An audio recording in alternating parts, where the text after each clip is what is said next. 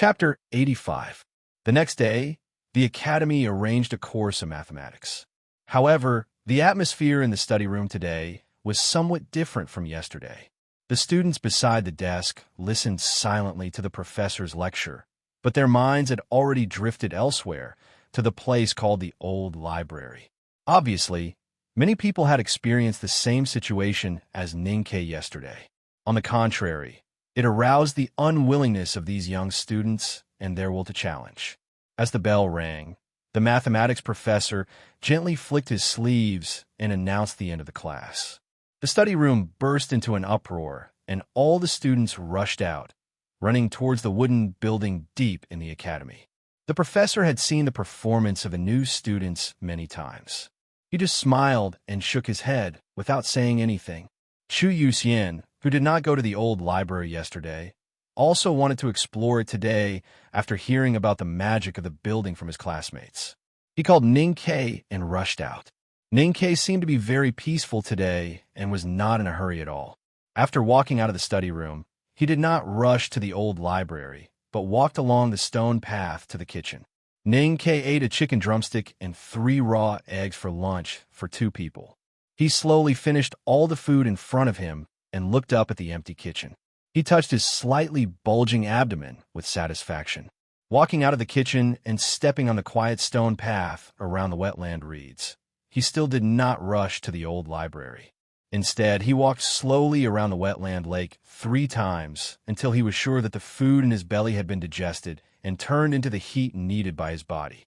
Then he squatted by the lake and carefully washed his hands before calmly walking in the direction of the old library. He did not have the potential for cultivation, but he had enough fighting experience. In the face of those mysterious books in the old library, he decided to fight with a resolute attitude and cut the mountain in front of him bit by bit. Therefore, he had to adjust his body and spirit to the best state. Make way! Make way! It's not boiling water. It's a living person. In front of the old library, there was a burst of hurried shouts. For deacons in school robes rushed out with a fainted student in their hands. Their faces were expressionless, but their shouts were particularly interesting. Probably because too many fainted students had been carried out in the past 2 days, they had to think of some ways to dispel this boring repetition. At least a dozen fainted students were lying outside the old library. The academy had long prepared for this situation, and there were instructors in charge of this matter, treating them with refreshment soup and GUN pills. Looking at this scene, Ninkei could not help shaking his head with a bitter smile. Walking up the stairs, he found that among the empty bookshelves, there were fewer students than yesterday. But most of them were carried out, not because they were afraid of difficulties and did not want to go upstairs. Those who could enter the academy were all capable people, who would be willing to give up on the second day.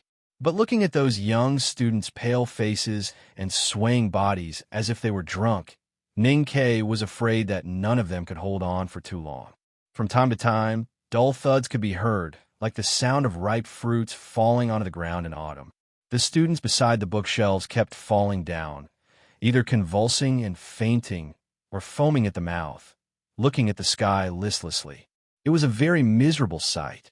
At this time, Ninkei was still holding the book, a preliminary exploration of Snow Mountain and Ocean of Qi, in his hand. He withdrew his eyes from the unfortunate fainted classmates and did not have the time to pay attention to others. He took a deep breath and opened the book with a solemn expression. Heaven and earth have breath.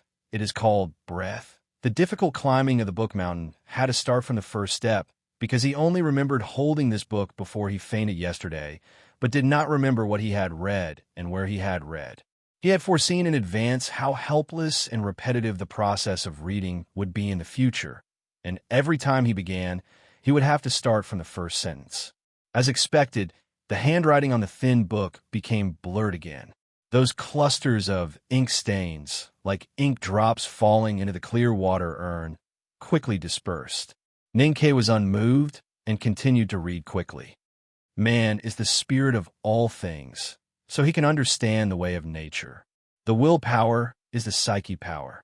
The blurred handwriting once again drifted away from the paper and began to buzz and vibrate in his mind. Ninkei felt that the vibration was not even like paddling, but more like the cold wind on the grassland. He felt that he was fighting with countless fierce horse gangs. He took a deep breath and forcibly raised his head to rest for a moment. Because the movement of raising his head was too firm and tough, his neck muscles were a little dull pain. In order to dispel the annoying feeling in his chest and abdomen at this time, he suppressed the infinite temptation of the thin book in his hand. He looked out of the window at the spring trees and other classmates beside the bookshelves. A small figure leaned against the bookshelf and collapsed weakly. It was Linchuan Wang Ying. Then Ning K noticed that in the deepest part of the bookshelf, Xie Qingyun was sitting on the ground with his legs crossed. He slightly lowered his eyes and quietly looked at the scroll on his knees. Although his eyes were still bright, his face was extremely pale. "They're all trying hard to climb," Ning K said quietly. He was infected by the young, stubborn, and unwilling atmosphere of his classmates in the building. He smiled and cast his eyes back to the paper. The psyche power of man originates from the brain and converges between the snow mountain and the ocean of qi. It condenses into frost, dew, and water. It flows through all the orifices and disperses outside the body. It resonates with the breath of heaven and earth around the body. The mass of ink floated again, shaking and swaying. Suddenly, he couldn't hear the buzzing sound in his mind. He felt as if he was standing in the streets of Spring Breeze Pavilion, without Chao Xiaoshu by his side. There was only endless rain falling from the sky, hitting his face, body, and clothes. He suddenly felt extremely wet and cold. Then he fainted again. On the afternoon of the third day, outside the old library. Make way, it's not boiling water, it's a living person." 4 deacons in school robes carried the fainted Ning K out of the old library quickly and threw him to the doctor waiting outside. Then someone carried him into the carriage. Today, there were 27 people in a coma in the building. On the afternoon of the 4th day, outside the old library. Make way, it's not boiling water, it's a living person." It was still the same 4 deacons in school robes who carried the fainted Ning K out of the old library and threw him to the doctor waiting outside. They wiped the sweat on their foreheads and complained in a low voice. Today, there were 9 people in a coma in the building. On the afternoon of the 5th day, outside the old library. Make way, it's still the living person rolling in the boiling water. It was still the same 4 deacons in school robes who carried the fainted Ning K out of the old library slowly and weakly. The doctor waiting outside the building looked at this familiar face and could not help but sigh. Today, there were 4 people in a coma in the building. On the afternoon of the 6th day, outside the old library. Make way. The 4 deacons in school robes simply said 2 words and then threw Ning K into the shade outside the building. Spring was coming and the temperature was rising, but the academy students did not make any progress in challenging the old library and gradually failed miserably. In the following days, because of the unforgettable experience, most of the students had confirmed that the books in the old library were completely useless to them, and fewer people went to the 2nd floor. Every day after school, Ning K still insisted on going to the kitchen to have a big meal, take 3 laps around the wetland, and then continue to climb the stairs. Every time he climbed the stairs, he fainted and was carried away, but he was not discouraged at all. He did not give up, but his face became paler and paler, his cheeks became thinner and thinner, and his footsteps became more and more unstable. Seeing him go up the tall building and being carried out of the building, there was no accident. On this afternoon, Ning K ate 2 big plates of mushroom chicken rice, a plate of shredded pork belly with chili oil, and 2 steamed buns. He washed his hands by the wetland and went outside the old library again. The students of the academy did not remember that Ning K had gotten 3 A+ grades in the academy entrance exam. They only knew that this lad was the most famous lunatic in Class C. When he appeared at the entrance of the old library, all the students who were reading or taking notes by the window raised their heads at the same time. They looked at his figure and began to whisper among themselves. Is this guy crazy? How long will he stay upstairs today? An hour? I think he won't last long. He will be carried down in no more than 10 minutes. I'm more curious about who will go downstairs first, him or Mr. Xie. Mr. Xie has the potential for cultivation, but what about this guy? Why does he work so hard? I think it's because he wants to compete with Mr. Xie for the limelight. Otherwise, why would he work so hard? Ning Ke did not hear these whispers at all. He looked at the stairs in front of him, clutching his slightly trembling right wrist with his left hand. He forcibly suppressed the strong desire to take back his feet, took a deep breath, and continued to go up. Only he himself knew that the stairs would be steeper, longer, and more difficult than yesterday, every day. Looking at his back as he walked up the stairs with great difficulty, looking at his pale face, the gazes of the students downstairs became more and more complicated. Many people doubted his goal of risking his life, or looked down on his obsession. But no matter who it was, they couldn't help but admire the will and perseverance he displayed. On the second floor, Ning Ke gently wiped a few beads of sweat from his forehead and silently walked to the bookshelf where he stood every day. He pulled out the thin book that he had read for many days but still could not remember anything. There was silence on the empty floor. Apart from him, there was only one student who could still persist, Xie Qingyun, who sat at the end of the bookshelf with his legs crossed. His face was as pale as a new paper without ink, with the same book on his knees. Ning Ke knew that Mr. Xie was here. Since he could enter the course of magic skills, he must have the potential for cultivation, so he was not surprised that he could persist for such a long time. But he did not expect what kind of discussion would be caused in the academy when only he and Xie Qingyun were left on the second floor of the old library. In the eyes of many students and even instructors, Ning Ke and Xie Qingyun were competing again after the academy entrance exam. Neither of them was willing to give up before the other, so they came to the old library every day and struggled to persist. Ning Ke did not know this kind of discussion, nor did he know whether Xie Qingyun came here every day because of this competitive idea. Even if he knew these discussions, he would not care at all, because only he knew why he came here every day. Even if it was futile and extremely painful, he still wanted to come here every day. Because he liked it, because he needed it. The reason was so simple. Chapter 86. The thin primary exploration of Snow Mountain and Ocean of Qi was like a mountain pressing on his hand. He took a deep breath and turned his eyes to look out of the window for a long time. When the verdant treetops dyed his tired and dry eyes green, he lowered his head again and continued to read silently. After a while, he raised his head again and looked at the snow-white roof for a rest. In the beginning, when he was reading these magical cultivation books, he could only hold on for a few sentences. But now, he could hold on for a longer and longer time. Although he still didn't know what he was reading every day when he returned to Lin 47th Street, he had a very vague but clear feeling that he was reading more and more every day. The reason why he could hold on for a longer time was not that his resistance to the talisman and ink characters in the books was getting stronger and stronger, but his willpower was getting tougher and tougher in this war. Besides, he was constantly looking for a suitable time combination between rest and reading, looking for all the ways to hold on for a longer time. You'll die if you keep reading like this. The female professor who had been writing regular script in small regular script by the window slowly raised her head and put the elegant pen in her hand on the inkstone. She looked at Ning Ke, who was about to fall, and said in a gentle voice.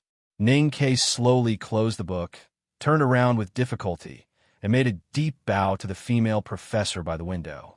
Xie Qingyun, who was at the end of the bookshelf, also slowly closed the book and politely nodded to the female professor. As the only two students who persisted on this floor, they certainly knew that there was always a female professor sitting by the window. However, it seemed that she was always writing regular script in small regular script. No matter if someone was in a coma or something else, she would never raise her head. So she gradually became a corner of the scenery and a non-existent existence. Today, the female professor finally put down her pen and began to speak. The cultivation books on this floor were all written by grand cultivators with psyche power. In other words, every ink character in these books is the best work of divine talisman masters. Looking at Xie Qingyun sitting cross-legged on the ground, the female professor said, Both of you have great perseverance and can even be said to be the most persevering students in the academy in the past 10 years. But you must know that perseverance is useless to see through the supreme products of divine talisman masters. You must have the ability of see-through upper class if you want to enter, break, and understand the book. Then she turned to look at Ninkei and said with a little pity, Xie Qingyun has passed the state of perception and is about to enter the no-doubt state, so he can hold on for a longer time. What's more, what he has learned in the building will be good for his cultivation. But your physique is not suitable for cultivation at all. You can only rely on your willpower to hold on here, which will do you no good. It's better to go back early. Ninkei stood where he was and kept silent for a long time. Suddenly, he bowed deeply to the female professor and asked sincerely, I ask if you are at the upper state of see-through? The female professor shook her head. Ninkei understood. He smiled gently and continued to ask, May I ask if you had reached the upper state of see-through when you first entered the academy? The female professor smiled and understood what he meant. Ninkei bowed deeply to the ground again and said sincerely, I want to continue to read for a few more days. The female professor looked at him with appreciation and said, After all, you still have to act according to your ability. If you are stubborn, don't blame me for stopping you. Yes, sir. Not long after this conversation, Ninkei and Xie Qingyun fainted again one after another. The 4 deacons in academy robes had long been accustomed to this, and even knew their weight clearly. They picked them up expressionlessly and went downstairs without saying anything. The dense green of the forest in late spring penetrated through the window to the 2nd floor of the old library. The female professor looked at the spring scenery outside the window and shook her head with a smile. Then she lowered her head and continued to write her regular script. Just then, the instructor of the old library came up from downstairs and came to her. He bowed very respectfully and said, Teacher, I have one thing that I don't understand. The female professor looked at him and said gently, I have also found some wonderful things that I don't understand recently. We might as well discuss them together. The instructor of the old library sighed and said, I've been watching these 2 students for a few days. Xie Qingyun has the foundation of cultivation and extraordinary perseverance. It's not easy for him to stay upstairs for so many days, but it's not rare after all.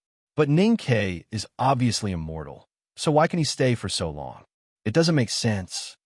The female professor looked at the ink gradually stained on the tip of the elegant brush and said softly after a moment of silence, I remember many years ago, the teacher once said that if a person's willpower is strong enough, then even God will be afraid.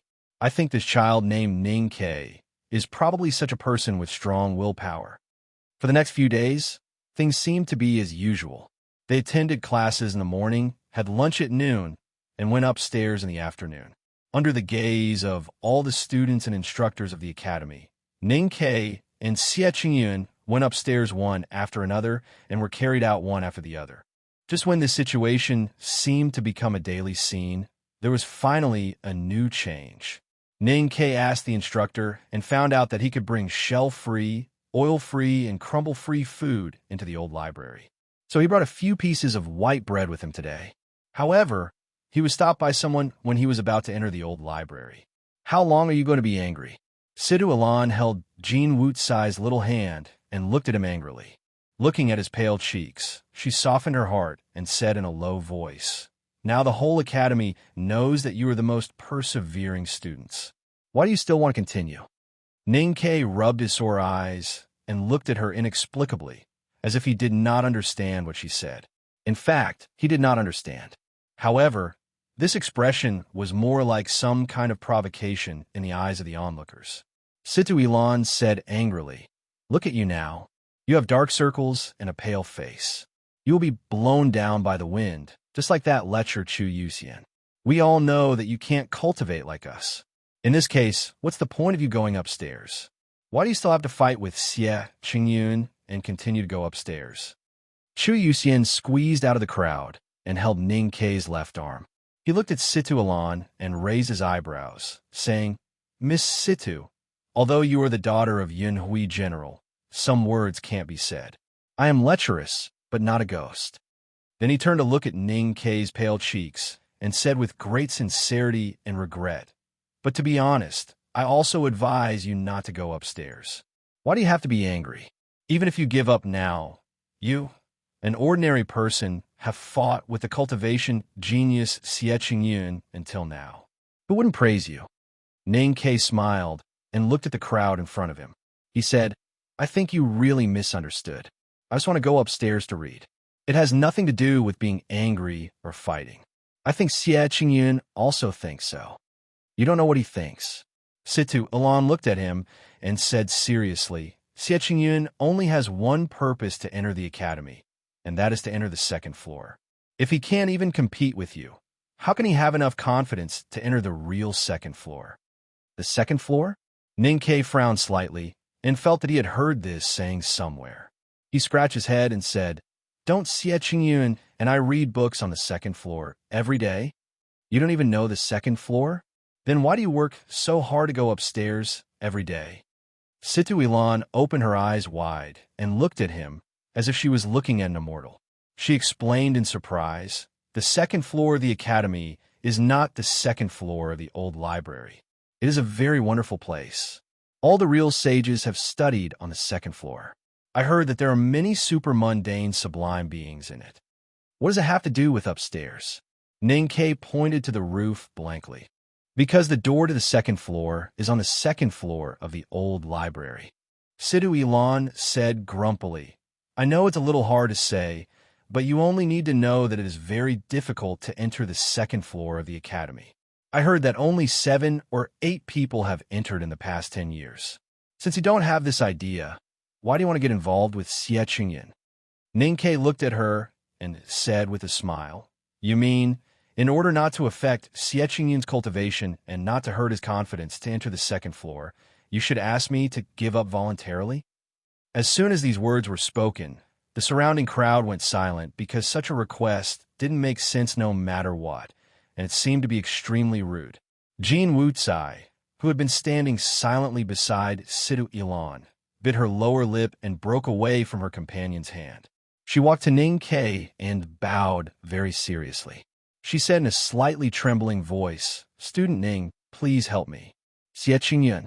Xie Yun vomited blood after returning home last night. He really can't hold on anymore. It was the first time that Ning Kei knew that the young man who went upstairs with him every day had paid such a heavy price for this. He fell in his silence, thinking of his vomiting every night and the concern on Song Song's little face.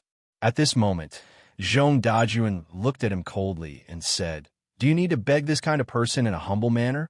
I don't believe that an ordinary person can stay upstairs for so many days." When Qingyun was upstairs crying blood and reading every day, who knows what he was doing upstairs? Maybe he was just resting with his eyes closed. Xie Qingyun was a gifted scholar from the South Jin Kingdom. When he passed through Yangguan, he stayed in Zhong Dajuan's mansion. They were well known and appreciated each other, so they got along very well. Zhong Dajuan had already been extremely angry, seeing his friend being forced to go upstairs by Ning Kei every day until he vomited blood last night. Of course, even he himself did not know the real reason that made him say such a malicious speculation was that he was unwilling to let all the Academy's attention be taken away by the soldier from the border town. The malicious speculation seemed to be very consistent with the real situation, so the students looked at Ning Kei in a somewhat complicated way. At this moment, 2 carriages came along the stone path outside the building. Xie Qingyun, whose face was snow white, was helped to get off the carriage. He stared blankly at this side, but never said a word. Chapter 87. Seeing Xie Qingyun get off, Ning Kei noticed that this man obviously heard the discussion, but didn't defend himself. He couldn't help feeling a little disappointed. He shook his head and didn't want to explain anymore.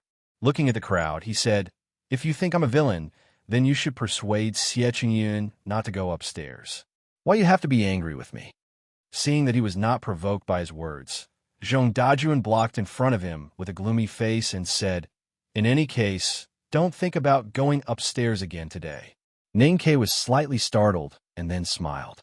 He lowered his head and slowly rolled up his sleeves, asking in a gentle voice, "Is the Academy owned by your family?" "No." Is the old library owned by your family? Also no. Then can you beat me? Then he looked at Zhong Dajuan and said, Don't forget, I got A+ in archery and driving. If you insist on playing the role of a bad dog, don't blame me for beating you until you can't take care of yourself. Situ Ilan, who was anxious before, could not help but laugh when she heard these strange words.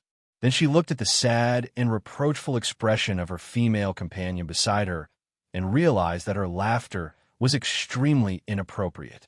She quickly lowered her head. Jean Wutsai's eyes were slightly wet. She looked at Ning Ke and said, Zhong Dajuan was just trying to protect his friend. He really shouldn't have said those words. I apologize to you on his behalf. But we really can't go upstairs anymore. What do you think? If you don't go upstairs, we will also persuade Xie Qingyun not to go upstairs again. Then we can consider it a tie. Situ Ilan clapped her hands and praised. This is a good idea. This is a good idea. It doesn't hurt the harmony at all. Looking at the two girls in front of him with a smile, Ning Ke couldn't help but think of some old memories of those fresh junior high school girls who were infatuated with him on campus and those silly girls who kept making plans for their female companions. He understood that these noble girls of Chong were actually a group of innocent little girls.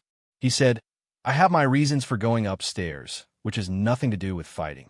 If you really worry about Xie Qingyun's health, I suggest you to persuade him more. Jean Wutsai softly sobbed and said, But Xie Qingyun has his pride. I can't persuade him. Ning Ke looked at her quietly. I'm just a young soldier from the frontier fortress. I shouldn't have too much pride. So, instead of persuading him, you came to persuade me? Jean Wutsai raised her head and wiped away the tears on her face with her sleeves. Then, she hurriedly apologized. I'm sorry, I didn't mean that. It was a slip of the tongue. Please don't take it to heart. It doesn't matter. Ning Ke walked past the sobbing girl and went upstairs. He said, I insist on going upstairs not because of pride, but because of something more important than pride. Situ Ilan looked at his back in astonishment and asked in confusion, Is there anything more important than pride? Ning Ke did not answer her. He thought to himself that some things were more important than pride, such as life and death. Ning Ke, you have to think about the consequences of going upstairs today. Zhong Dajuan said coldly behind him. He had also noticed Xie Qingyun's arrival. Since Xie Qingyun kept silent, he thought he knew what to do, so his voice became harsher.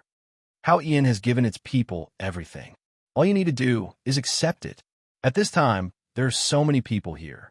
Most of them can't cultivate, but we are not like you who are unwilling to give up and even jealous. I know very well what you want to do. You know you can't enter the second floor, so you use some evil tricks to make Qingyun unable to enter the second floor. But have you ever thought about how sinister and shameful it is to harm others without benefiting yourself? Hearing the term second floor again, Ning Ke finally remembered that Liu Qingxun and the great swordmaster assassin had mentioned in the fight at the entrance of Northern Mountain Road.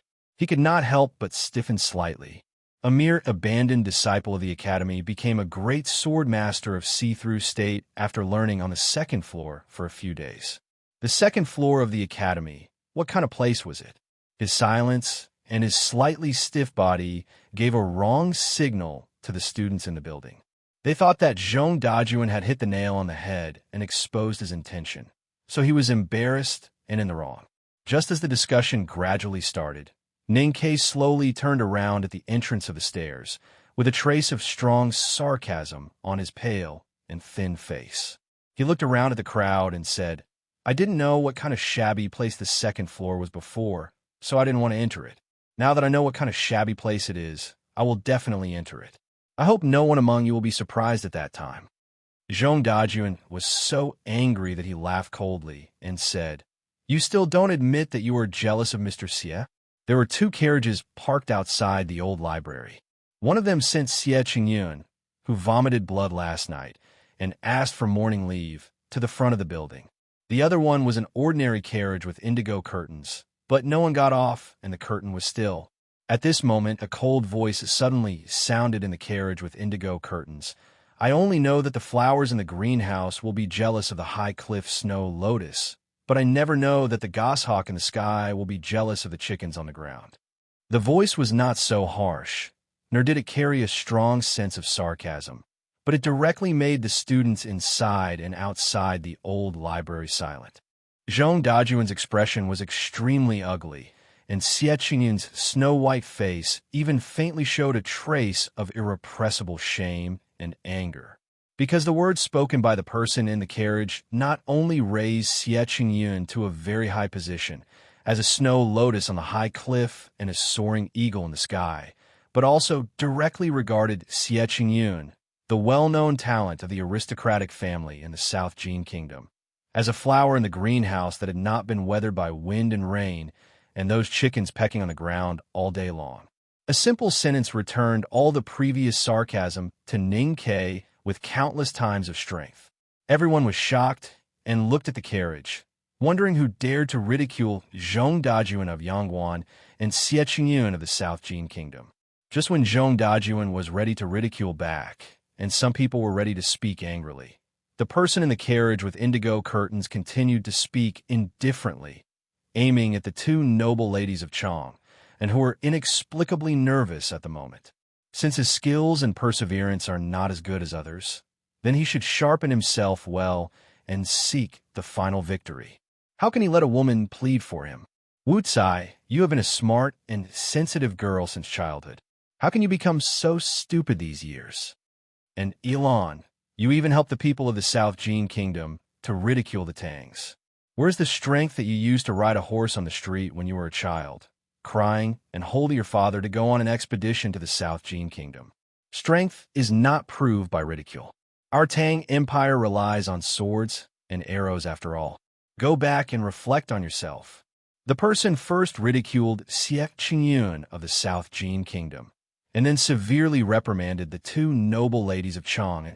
His tone was calm, but there was an irresistible strength in it. Especially after being reprimanded, Situ Ilan and Jin Wucai did not show any anger, but lowered their heads in shame. The students inside and outside the old library felt that something was wrong and could not help but be curious about who was in the carriage with indigo curtains. The voice in the carriage with indigo curtains sounded again, "Ning Ke, come here." There was dead silence inside and outside the old library, especially when Situ Elon's cautious eyes confirmed the identity of the woman in the carriage with indigo curtains. They subconsciously bowed to salute. Zhong Dajuan's face became extremely ugly, not because of anger, but because of fear. Although he was born in a big family in Yangguan, as long as the person in the carriage with indigo curtains said something casually, he was afraid that his future career would be terminated. Xie Qingyun's cheeks were whiter than before. Although he was not a Tangs and did not have Zhong Dajuan's worries, as a person of the South Jin Kingdom, how dare he provoke the person in the carriage? According to the etiquette of the Tang Empire, only the Empress Dowager or the Empress could call themselves the Empress. If there was an elder princess in the imperial court, she could also call herself the Empress. But there was no Empress Dowager or elder princess in the Tianqi dynasty, so the only one who could call herself the Empress was the Empress. But it was impossible for the Empress to come to the academy in a carriage. So there was only one possibility. In the Tianqi era, there was a princess who was specially allowed by the imperial court to call herself the princess because of her virtue. In the carriage with indigo curtains sat the most beloved fourth princess of the Tang Empire, the most respected fourth princess of the Tang Empire, and the idol of young men and women of the Tang Empire. Who dared to offend her? Ning Ke was slightly surprised. Under the strange gaze of the students, he walked out of the old library and slowly walked to the carriage with indigo curtains. Only then did he notice that the groom, wearing a bamboo hat, was Peng Yutao. Peng Yutao smiled and nodded, saying, "Her Highness wants to talk to you." Ning Ke smiled and nodded. He walked to the side of the carriage and bowed slightly, saying calmly, "Your Highness." Liu lifted a corner of the curtain and quietly looked at the lad whom she had not seen for a long time. She suddenly said, "Since you have entered the academy, you can call yourself a student when you see me from now on."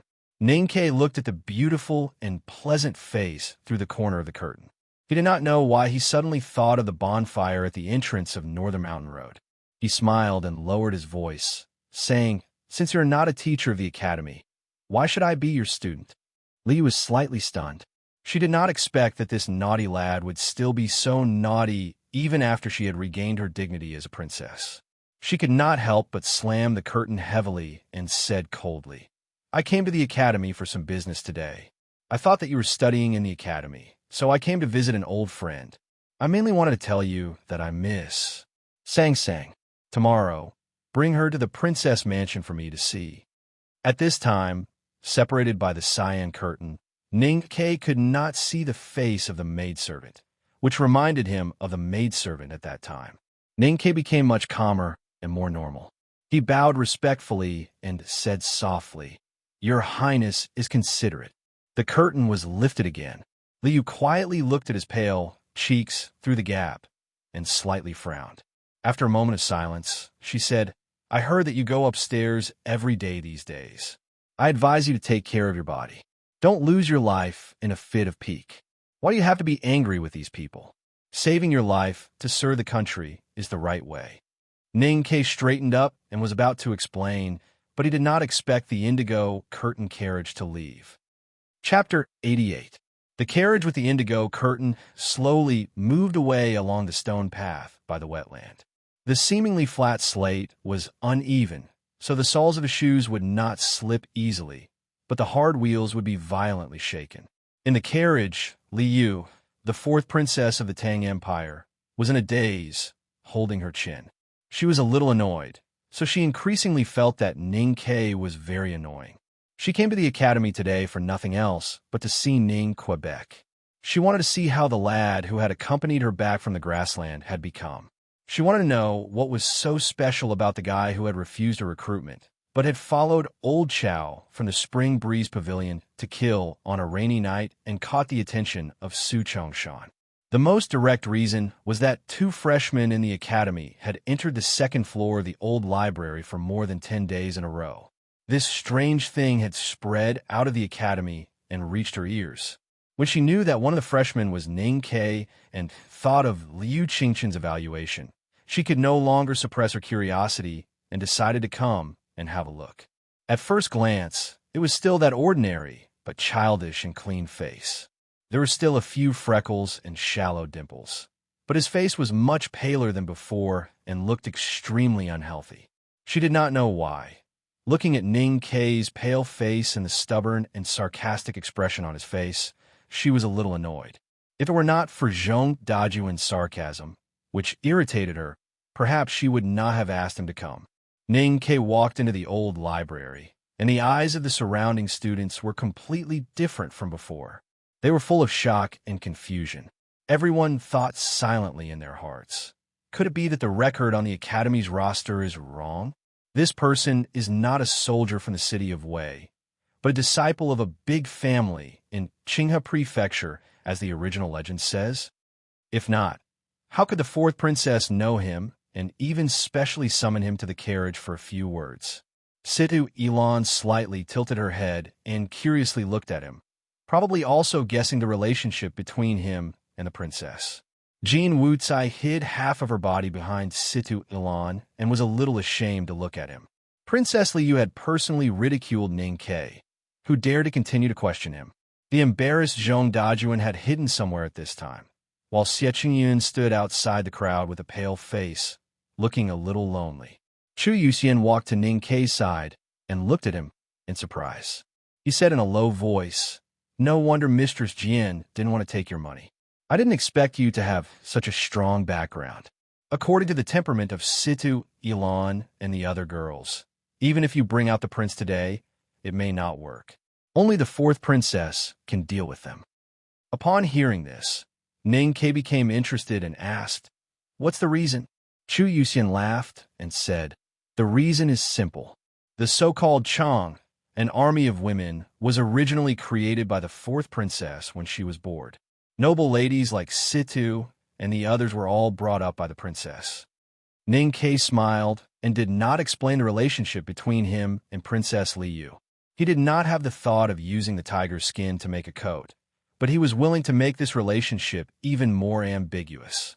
Seeing Ning Ke walking to the second floor, Xie Qingyun finally moved. He slowly walked into the building, ignoring the obstruction of the people around him. He held the railing with his hands, and his body kept shaking, moving up step by step with difficulty. Ninkei held the thin book, a preliminary exploration of Ocean of Qi and Mountain of Snow, but did not open it.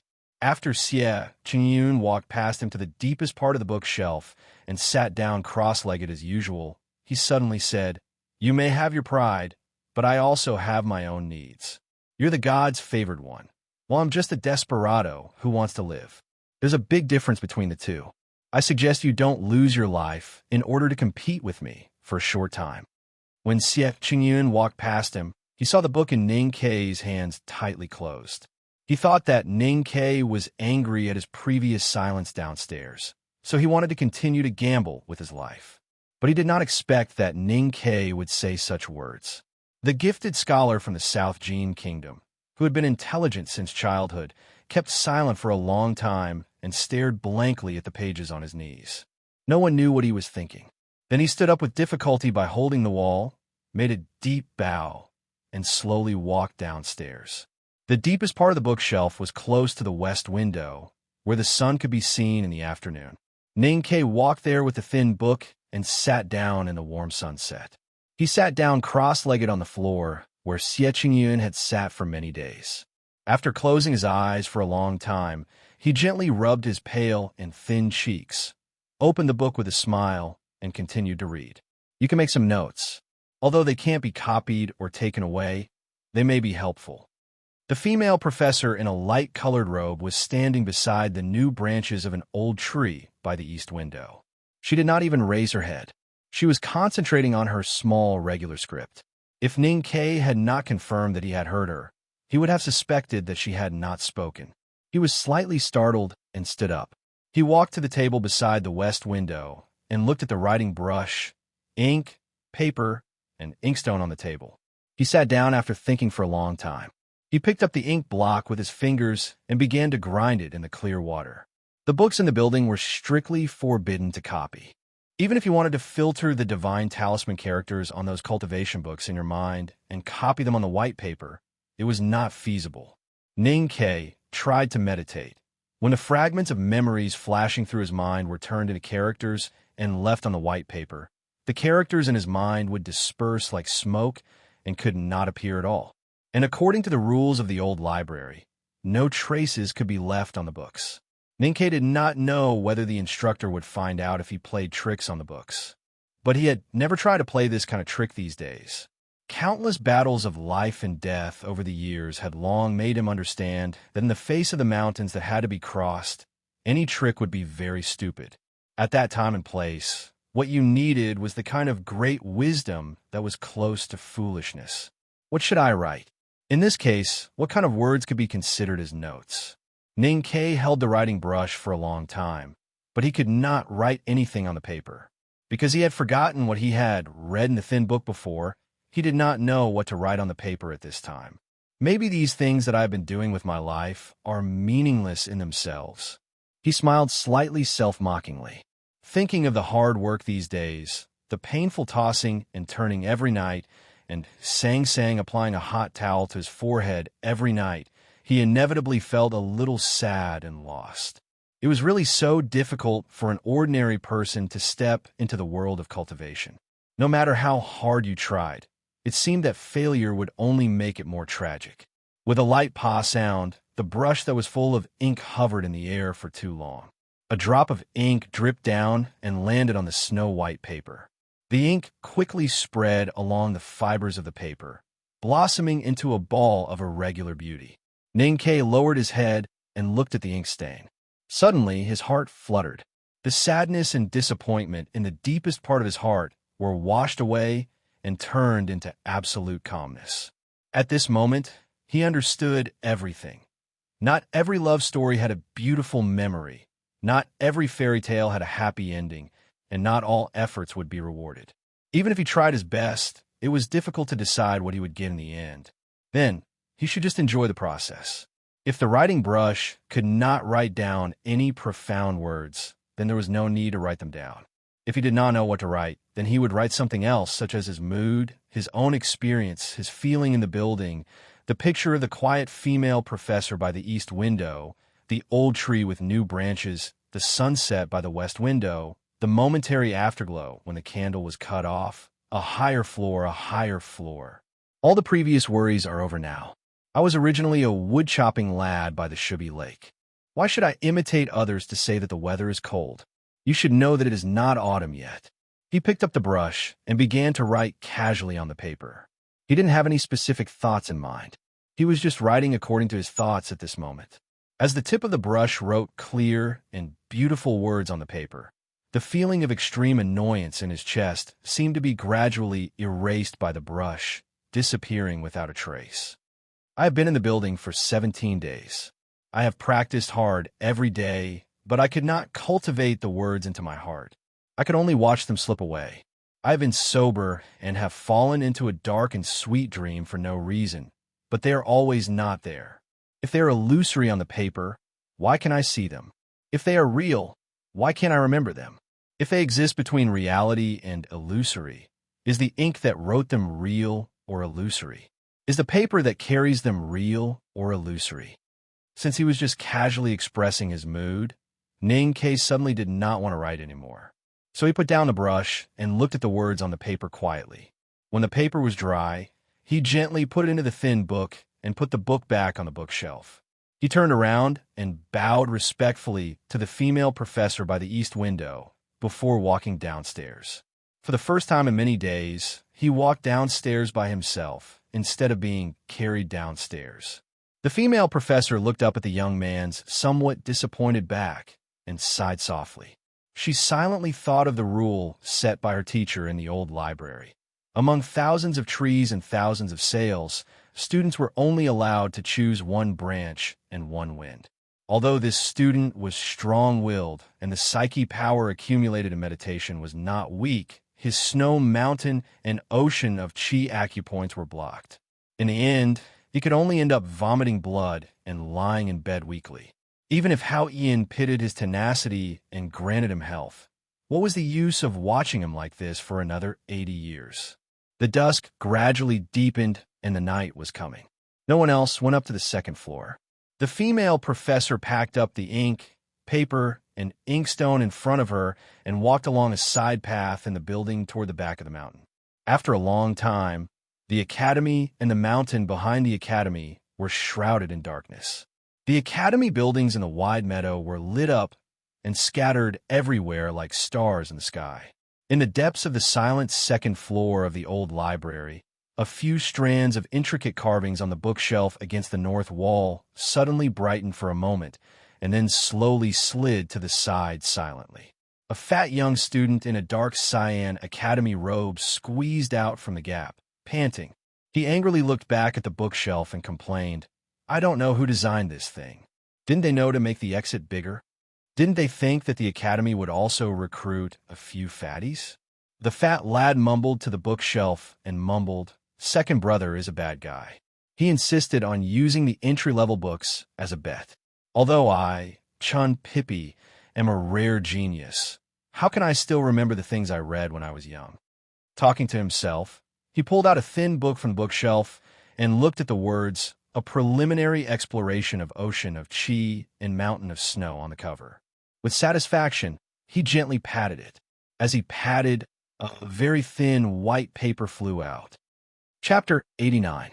Looking at the white paper at his feet, the fat lad, named Chun Pippi, was slightly startled. His eyes, which were as thin as grains of rice, quickly rolled a few times, and his cheeks, which were like steamed buns, squeezed out 2 wrinkles with great difficulty to express his doubts at the moment. Then he thought for a long time and finally made a very difficult decision. He painfully squatted down his fat body, stretched out his short and cute right hand, and struggled to pick up the paper. Then he took a few deep breaths. Being a fat man is really the most pitiful thing in the world. Chun Pippi's smooth and tender, thick lips trembled, and then he lowered his head to look at the handwriting on the paper and subconsciously read out, "A few floors higher and a few floors higher." All the previous worries are now over. I was originally a wood-chopping lad by the Shubby Lake. Why should I imitate others to say that it's cold? You should know that it's not autumn yet. Being a fat man is not the most pitiful thing in the world, if this fat man is a genius fat man. He pitifully looked at the handwriting on the paper and guessed that it must be the painful self-narration of a new student of the academy. He shook his head and sympathetically said, "Compared with a genius like me, an ordinary person like you is really pitiful. The world of mortals and geniuses could never be interconnected." Chin Pippi could understand the poor guy's distress and despair, but he did not intend to treat the guy's pain as his own. He casually commented on the poor guy and then put the thin paper back on the bookshelf. He held the book he wanted, a preliminary exploration of ocean of chi and mountain of snow, and was ready to leave. Suddenly, he turned around and took out the thin piece of paper again. Looking at the densely packed handwriting on it, his thick eyebrows raised a little on his smooth and plump forehead. He said in surprise, "This guy's handwriting is pretty good." After praising him, he put the paper back on the bookshelf and was ready to leave again. He turned around again, took out the thin paper again, and looked at it carefully for a long time. Then he praised, "It's not bad, it's very good." Chin Pippi found that his behavior at this moment was somewhat abnormal and ridiculous. He opened his mouth slightly and looked at the feelings left by the poor guy on the paper. He muttered to himself, "Could it be that even Master Hao Yin feels that you are too pitiful, so he wants to use this good writing to persuade me to help a poor person like you? Sometimes people just needed an excuse to make a decision, even if it was a made-up excuse." Tonight, Chin Pippi didn't know what he was going to do next would change someone's life in some sense. He just wanted to do something, so he did it. From his point of view, he was indeed more carefree than some poor person. Chin Pippi walked to the desk by the east window and sat down. With the help of the starlight, Chin Pippi looked at the poor man's next words with great interest. His fat fingers tapped on the window from time to time, and there were nocturnal birds singing outside. "I've been in the building for 17 days, and I've been practicing hard every day, but I can't get the words to enter my heart. I can only watch them slip away. I've been awake before, and I've fallen into a dark and sweet dream for no reason, but they're always gone. If they're illusory on paper, why can I see them? If they're real, why can't I remember them? If they exist between reality and illusory, then is the ink that they're written on real or illusory? Is the paper that carries them real or illusory?" After reading these words, Chin Pippi pouted, and his fat face was full of disapproval. He was like a boy who had eaten countless bowls of authentic Zhongshan Road hot and dry noodles in West City, and saw a poor guy who didn't know how to stir the improved spicy sauce noodles with a frown. Chin Pippi felt proud and conceited from the bottom of his heart. Chin Pippi grinded the ink under the dim light of the night, and the starlight shone into the ink. He used his fat fingers to grab the delicate and fine brush that his senior sister used to use, and wrote a long explanation on the back of the thin paper. Unlike his fat body, the tiny characters on the paper were actually delicate and meticulous to the extreme. "Poor guy, don't believe in the nonsense of seeing a mountain is not a mountain, but seeing a mountain is still a mountain. If Lord Haoyan has nothing to do all day and gives us these questions, wouldn't it be too boring? Of course, the things that exist objectively are real. For example, the handwriting on this book is more real than my pride and conceit at this time. Although the Divine Talisman Master has tampered with the handwriting, you have to believe that it's real. If you can't believe it yourself, then your eyes naturally won't believe it. The handwriting is objective and real, and the paper is also objective and real. But when the paper and the handwriting reflect the spring sunshine outside the window and into your eyes, which are not sure whether big or small, and then it's understood by your brain, which is not sure whether you're smart or muddle-headed. I guess muddle-headed, then it becomes an illusory existence. The spring sunshine reflected on the paper is already an explanation. When you see it with your eyes, it's another explanation. When you try to understand it, it's another explanation. Explanations are often misunderstandings. The more you explain, the more things will be different from the original appearance. If you still can't understand it, then I have to use the crudest example. The objective reality of things is like a naked beauty, which can only be accepted and doesn't need to be understood by you and me. Just like that naked beauty, no matter whether her breasts are big or small, whether her buttocks are round or perky, whether the hair under her lower abdomen is thick or thin, it's all objective reality, and you can't change her. But when you look at her lecherously, think how beautiful she is, and want to sleep with her, these thoughts will become pieces of clothes. Every time you think about it and try to understand it, you will put a piece of clothes on her charming and beautiful body, until finally you have forgotten what she looked like at the beginning and how big her breasts were. How to solve this problem? It's very simple.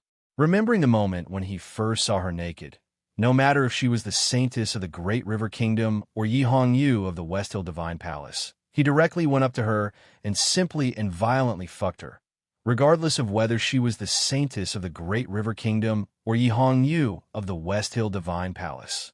Women are meant to be fucked. It's not for you to understand. The brush and ink were written directly in his mind.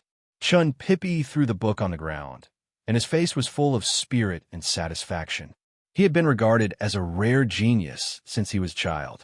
However, after many years of learning from the wise and virtuous sages, he could only listen to them obediently and never had the chance to teach others so unscrupulously. He praised himself. Although the words are vulgar, the truth is not. I only hope that you won't be driven into chi deviation by these words. When the ink was dried by the night wind outside the east window, he proudly stood up and swaggered back to the bookshelf, the fat on his face trembling. He put the paper back into the primary exploration of the ocean of chi and mountain of snow, and didn't care about the bet between him and second brother on the basic teaching materials tonight. Just as he was about to put the thin book back into the recycling shelf, a trace of hesitation flashed across his fat face. He thought that he had seriously violated the rules of the old library by helping the poor guy. However, then he thought of another sentence that the teacher had said, and his eyes that were as small as mung beans rolled, and then he put the book into the recycling shelf, and then swung his sleeves and walked away. Rules are just a fart. Ning K set off from the Lin 47th Street every day before dawn and returned to Chong and City late at night. Although today was the first time that he had ever walked out of the old library, the night had become extremely dark when the carriage entered the south gate of Chong. Chu Yuxian was worried about his health, and specially waited for him to go back to the city today. When the two carriages stopped at the door of the old brush pen shop, the son of a rich family in the eastern city stuck his head out of the second carriage and looked at Ning K, who was walking into the shop. He said with admiration, "Ning K, I really didn't expect you to be so open-minded and generous, repaying evil with kindness, elegant and noble." Ning K stood at the door of the old brush pen shop and turned around to look at him with a smile. He said, "Although I'd like to continue listening to you and see how many good words you can think of to compliment me, I have to be honest. I didn't persuade young Master Xie to go downstairs because I was worried about his health. I just liked the place where he sat cross-legged every day, and that place could bask in the sun. You're doing a good deed, but you don't like to be complimented. You have to find a dirty reason."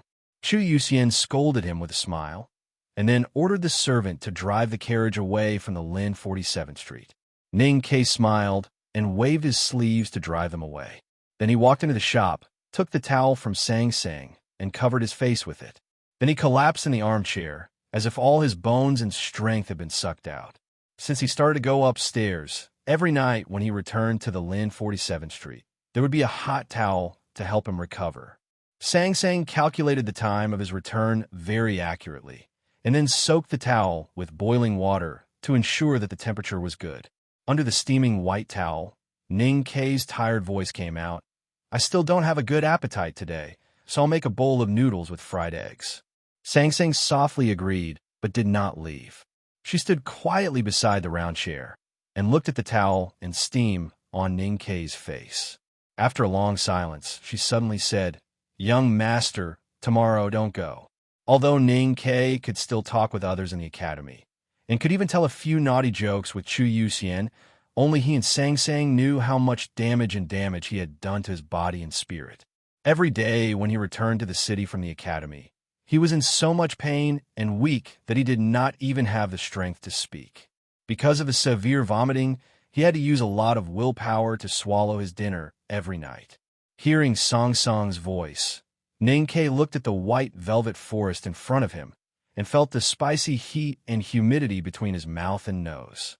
After a long silence, he forced a relaxed smile and said, "I didn't take you out to play the academy a few days ago, so tomorrow, I won't go to the academy." "Oh yes, I met that idiot princess in the academy today, and she wants you to play. Let's go tomorrow." Sang Sang removed the warm towel from his face and stretched out her small hand to massage between his eyebrows. She smiled shyly and said, "Her Highness wants to see me? I like it too." Ning-Ke closed his eyes and felt the annoyance between his eyebrows being driven away by her cold and slender fingertips. He sighed comfortably and said, "Let's take this opportunity to cross off the second name tomorrow." Song Song's fingertips on his eyebrows slightly stiffened, and she gently lowered her head to look at her slightly worn embroidered shoes. It seemed that she did not like this matter very much. Chapter 90. Ning-Ke decided not to go upstairs to read for a day. Instead, he would take Sang Sang to visit the princess and kill someone along the way. Sang Sang didn't really like this decision. It was not because she didn't like killing people. She had seen Ning-Ke kill too many people since she was a child. She didn't feel anything about it. She just didn't like that Ning-Ke still refused to rest for a day in such a physical condition. Although the little handmaiden was in a bad mood, the noodles with fried eggs were still delicious. The reason why Ning-Ke didn't put pepper or green onions in the noodles was not because of punishment, but because he often felt nauseous and vomited these days. His stomach and intestines couldn't bear the spicy seasonings, so he had to eat something light. After eating the noodles with fried eggs, Ning-Ke washed his feet with hot water until they were almost red. Then he comfortably fell onto the bed. Sang Sang washed her little feet with the remaining water, then poured out the foot-washing water and climbed onto the bed. She separated her slender legs and rode on his waist, beginning to massage and soothe his mind. After confirming that he had fallen asleep, Sang Sang gently sighed and raised her right arm to wipe the non-existent sweat on her forehead. She knelt to the other side of the bed, got into her own quilt, and fell asleep with her face against the powder box of Chinjinji Cosmetics store. In the middle of the night, she was awakened by Ning-Ke's painful moaning and rolling. She rolled out of the quilt and got out of bed. Stepping on her old shoes, she skillfully used the tip of her toes to pull out the copper basin under the bed. Then she sat beside Ning-Ke and patted his back with her small hands, sometimes rubbing him from top to bottom. Ning-Ke lay on the bed with a pale face. He stretched half of his body out and kept retching toward the copper basin below. His eyebrows and eyes were twisted together, showing that he was in great pain. The food he had eaten before had passed through his stomach and intestines, so he vomited the 2 cups of hot tea he drank before going to bed, as well as some gastric juices and bile. Since he began to read books in the academy, he had been tortured like this several times every night. It not only made his body weaker, but also made Sang Sang extremely tired during the day. Every time he fell asleep, the ink characters that he read in the old library during the day would turn into a thick, dark monster, emerging from the deepest part of his mind. Wielding spears and swords, the monsters would swell up rapidly and converge into a big ship, constantly surging in his mind. The blue sea was surging with stormy waves, making him extremely dizzy. His chest and abdomen were filled with disgust, and he had a strong urge to vomit. It seemed like a nightmare, but Ning-Ke was very clear that it was not a dream. It was just the aftermath of the surging interaction between the characters written by the divine talisman masters on the 2nd floor of the old library and his spiritual world, in a mysterious way. Enduring this torture every night, if he could remember those ink characters, it would be a reward for his efforts. However, what made him feel extremely disappointed and even infuriated was that when those ink characters were wreaking havoc in his mind, it was as if he was suffering from aphasia and word recognition disorder.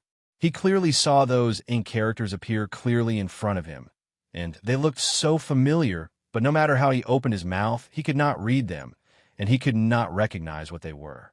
Every day in the old library, he painfully read books that he could not understand and every night in the old brush pen shop, he felt dizzy and uncomfortable looking at the characters that he could not recognize.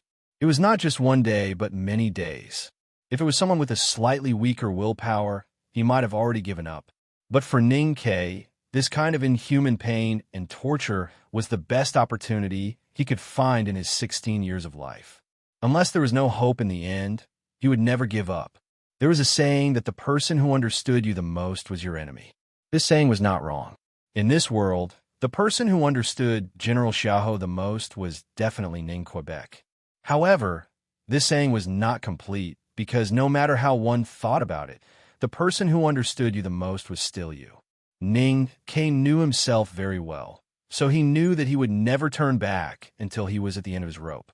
He was not worried that his life would be in danger. The female professor had been sitting quietly by the east window. He knew that if there were no accidents, he would insist on going upstairs and reading until his body became weaker and weaker. Therefore, he had to make the most of his time and cross off as many names as he could from a list. The second name on the oil paper was Chun Zixian, the former deputy general of the Xianwei General. As the most favored princess by the emperor, Liu lived in the imperial city all year round, but she also had her own mansion in Chang. The next day, Ning Ke and Sang Sang were led to the princess mansion in a secluded place in the southern city. Today, she was wearing a red and black short skirt. The middle skirt was embroidered with beautiful large and strange flowers. Coupled with the deep collar, the skirt had a slightly mountainous feel to it that hung down to the back of her feet, making her look luxurious and extraordinary. Where is Ning Ke? Only Sang Sang walked into the back of the princess mansion. Liu slightly frowned and looked at the little handmaiden who was brought in by the eunuch. Then she smiled and walked forward to hold Sang Sang's slightly cold hand. She said softly, "I haven't seen you for a long time. You little girl, why don't you come to see me?" The eunuch was slightly surprised and changed the topic. But the eunuch did not dare to neglect and reported with a bitter face, "That guy insists that there is a difference between a man and a woman, and that it is disrespectful to see the princess in private. So he insisted on waiting outside. Now, Mr. Peng is talking to him in the duty room." Sang Sang let her hand hold and explained softly with her little face, "Young master has not been feeling well recently." Liu slightly lowered her eyes to hide the faint disappointment and anger in the bottom of her eyes. She no longer cared about the mud-like lad and took Sang Sang's little hand to the flat couch. She laughed and said, "I don't know where your mischievous young master got his strength from recently. He runs to the second floor of the old library every day. How can he be feeling well? Your Highness, I think the young master is quite amazing." Sang Sang spoke for Ning Ke very seriously. Liu shook her head and chuckled. She stretched out her hand and knocked on Sang Sang's slightly black forehead. She said, "Little girl, you only think about that young master all day long. You don't even think about how he looks like a decent young master. Speaking of this, I feel indignant. Ning Ke really doesn't know how many generations of luck he has accumulated to be able to pick up a capable and diligent girl like you." As they spoke, the two women, one big and one small, bent their knees and sat on the soft couch with their legs crossed. The fate between people was really wonderful. When Liu first saw Sang Sang in the city of Wei, she felt close to her and pitied her for being ordered around by Ning Quebec. On the journey back from the grassland, Liu often talked to her as a maidservant. She really had some affection for her. Since Sang Sang grew up with Ning Ke, she did not have too many concepts of seniority in her mind. She simply felt that her highness was a good person and was willing to be close to her. Liu asked Sang Sang about their experiences after they arrived in Chang, and Sang Sang honestly told her about the trivial matters, such as opening a bookstore and taking examinations. Liu was thinking about the relationship between Ning Ke and Chao Xiaoshu. Suddenly, she felt that Sang Sang's little hand was cold and rough. Looking at her slightly black face, she could not help but feel pity for her. She said, "I will let you get rid of your slave status and stop following Ning Quebec. You can come to my mansion and be a steward. How about that? I don't want you to serve others. You just need to manage the affairs of the mansion for me." In the front yard of the princess mansion, outside the guardhouse near the rockery pool, Peng Yutao frowned and looked at the pale lad on the chair beside him. He could not help but say, "You were so brave at the northern mountain road. Why are you so pale and weak now? What's going on? Did you become a good-for-nothing after studying in the academy for a few days?" Ning-Ke smiled and leaned lazily on the bamboo chair to bask in the sun. He looked at him and said, "Your Excellency Peng, you saw the bustle in the old library that day. Now that I think about it, it's still a little mysterious. It's no use mentioning it. By the way, where are those grassland barbarians? And since you and the guardsmen have made contributions, why are you still in the princess mansion? The barbarians brought back by the princess from the grassland have been specially recruited by His Majesty into the Yulin Royal Guards. You know that the Tang Empire has always had such a rule. The Yulin Royal Guards are mostly foreigners. As for us," Peng Yutao smiled and said, "We followed Her Highness to fight and rush back from the grassland. We are really unwilling and worried to leave her side.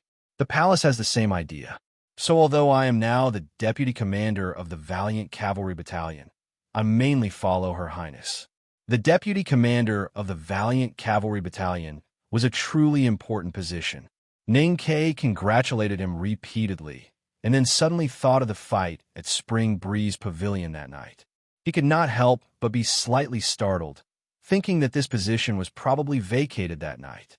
Although the palace had tacitly allowed Peng Yutao to still follow Princess Liu, he was after all the deputy commander of the Valiant Cavalry Battalion. Especially recently, the Valiant Cavalry Battalion of the Yulin Royal Guards had been shaken and purged, so he was extremely busy. After chatting with Ning-Ke for a while, someone from the battalion said that there was something important to deal with.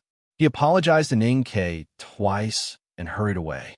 Some of the guardsmen and barbarians who followed Princess Liu had now joined the Yulin Royal Guards, and some had returned to the palace.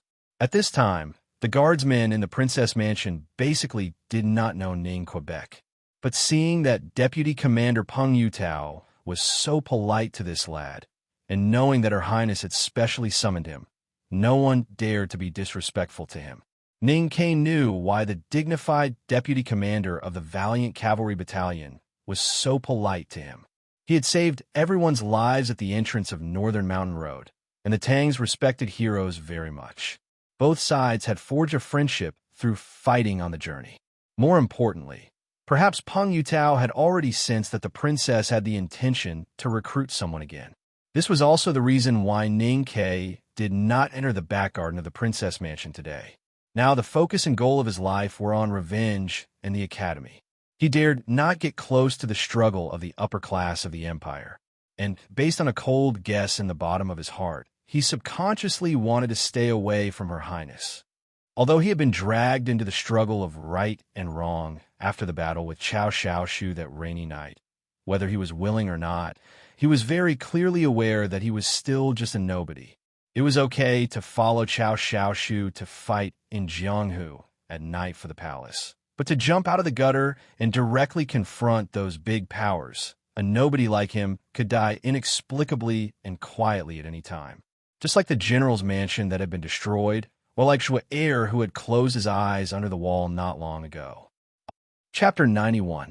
Thinking of these things that he could not fully understand with his IQ and experience, Ning-Ke slowly closed his eyes in the sun and began to reconstruct Shu'er's extremely dark face in his chaotic mind. He strengthened his confidence and sorted out his messy and confused thoughts. The spring sunshine shone on the rockery in the vestibule of the Princess Mansion, on the bamboo chair, and on his body. The brightness was just right, and the warmth was just right. Gradually, the coldness of spring that he had accumulated in the old library was all out. "Are you basking in the sun?" "But Mom doesn't let me." A crisp voice sounded behind the chair. Ning-Ke opened his eyes and looked back. He saw a little boy's face peeking out from the rockery. His dark and healthy face was blushing like an apple. His long eyelashes were very beautiful, but his expression was a little timid. Ning-Ke looked at the little black face and somehow thought of Shu'er. He felt a little sad. He stood up from the chair and bowed slightly to the little boy he had not seen for a long time. He said softly, "Greetings, little prince." The timid little boy was Xiaoman, the stepson that Princess Liu brought back from the grassland.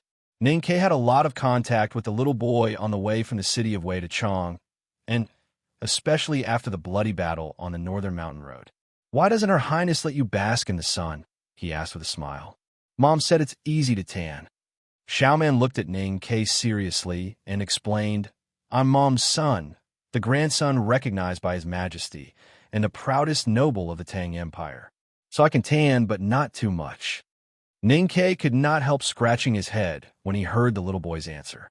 He could imagine the discomfort of a child from the grassland after coming to the rich and prosperous Chang'an city.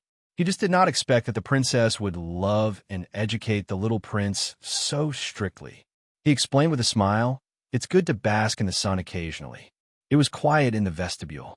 The little boy looked around and found that the teaching nannies and palace maids did not notice that he had sneaked out. His little face lit up, and he jumped to the bamboo chair. He pulled Ningke's sleeve and looked at him with expectant eyes. He said, "Can you tell me a story?" Ningke was stunned. He didn't expect the little boy to recognize him, and he didn't expect him to still remember the fairy tales by the fire. Looking at the little boy's expectant eyes and the quiet vestibule, she thought about how she had nothing else to do but bask in the sun, so she smiled and sat back on the bamboo chair. She gestured for the little boy to sit beside her and said, "I don't know how to tell stories.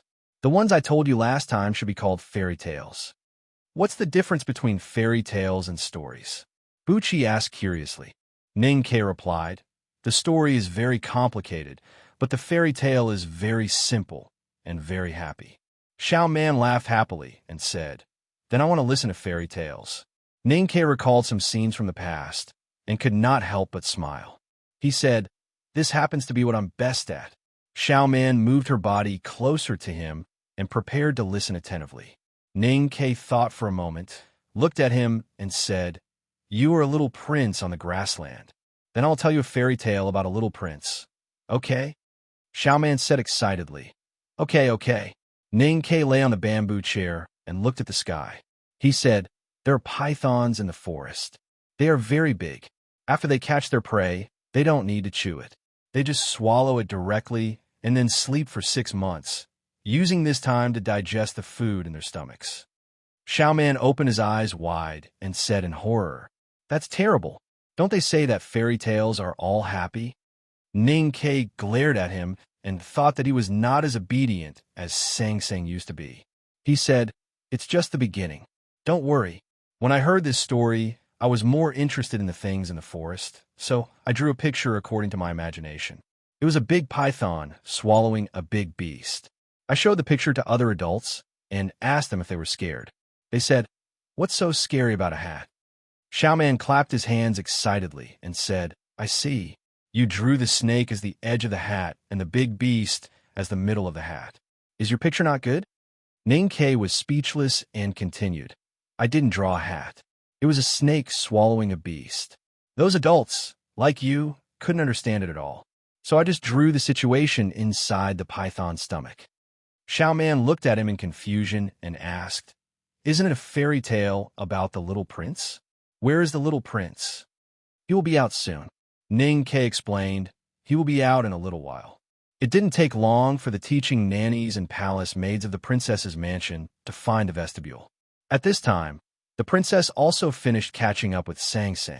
Ningke took the little handmaiden's hand and ran away under the suspicious and resentful eyes of the nannies and palace maids. They finished their visit to the princess's mansion as quickly as possible. Walking on the quiet streets of Southern City, the big black umbrella tightly wrapped in coarse cloth kept patting Song's thigh. The master and handmaiden walked quietly for a while. Suddenly, Sang said something out of the blue. "The princess is a good person."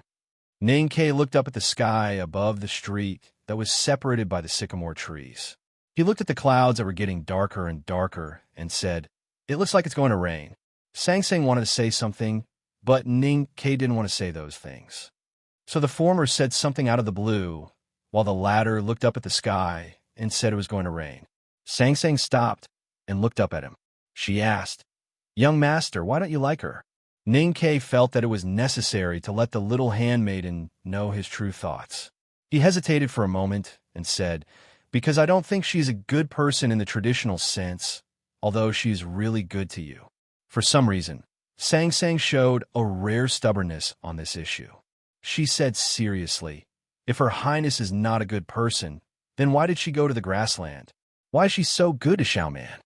Ninkei looked at her quietly and suddenly said, "If she is a good person, then why did she go to the grassland? Why is she so good to Xiaoman? I don't think that all stepmothers in the world are bad people, but I have never seen any stepmother like her who regards Xiaoman as more important than her own life." The same two questions could prove that Her Highness was a good person in Song Song's eyes, but it became the opposite in Ninkei's eyes. She didn't understand what he was trying to say and looked at him in confusion. At this moment, rain gently floated down from the sky of Chong, and in the deep spring, Ninkei untied the big black umbrella from her back and opened it. He continued to walk forward and said, "There must be something wrong when things are abnormal. Her Highness's stepmother is still so young. Is she overflowing with maternal instinct? In my opinion, it's too early. I think it's empathy." She transferred her feelings for the Chanyu to the little boy. In this case, she seems to have a lot of apologies for the Chanyu who sleeps on the grassland. Only we, the border army, know how great the Chanyu was. But such a great figure was so inexplicably murdered by his idiot younger brother and usurped the throne? Young master, what are you trying to say? What I want to say is that Her Highness will probably regret it for the rest of her life. Because Chanyu should really love her, and he is the only man in the world who dares to really love her. I don't understand. Nothing. After a long silence, Sang Sang suddenly said, "Do you think Her Highness killed Chanyu?" Ninkei didn't answer her directly, but said, "It seems that your usual stupidity is indeed an act of laziness." Sang Sang lowered her head and walked under the black umbrella. She slightly clenched her small fists and said, "Where's the evidence? There are many things in this world that don't need evidence." Ninkei looked at the drizzle falling outside the umbrella and said, when she went to the grassland, she could not only defuse the attacks of some swindlers in the Empire, but also gain His Majesty's pity by showing weakness in the battle with Her Majesty. She could also win the respect of the Tang people and even develop her own power on the grassland. But she couldn't stay on the grassland forever. His Majesty is getting older, and the successor has to be decided as soon as possible. So she needs to come back. As the woman Chanyu loved, there is only one way for her to come back. Sang Sang lowered her head and whispered, but Her Highness was only 12 or 13 when she decided to marry to the grassland. I started killing horse gang when I was 12 or 13. A person's ability is not necessarily proportional to his age. Ninkei held the big black umbrella and gradually quickened his pace. He shook his head and said, "What I said just now was that Her Highness had a reason to do that and could benefit from it. But in my opinion, the most convincing thing is what I said before. We all know how great the young Chanyu was. Such a great man is hard to be framed and killed, unless the killer is the one he trusted and loved most." Sang Sang lowered her head and pursed her thin lips. She whispered, "Anyway, it's all your guess, young master."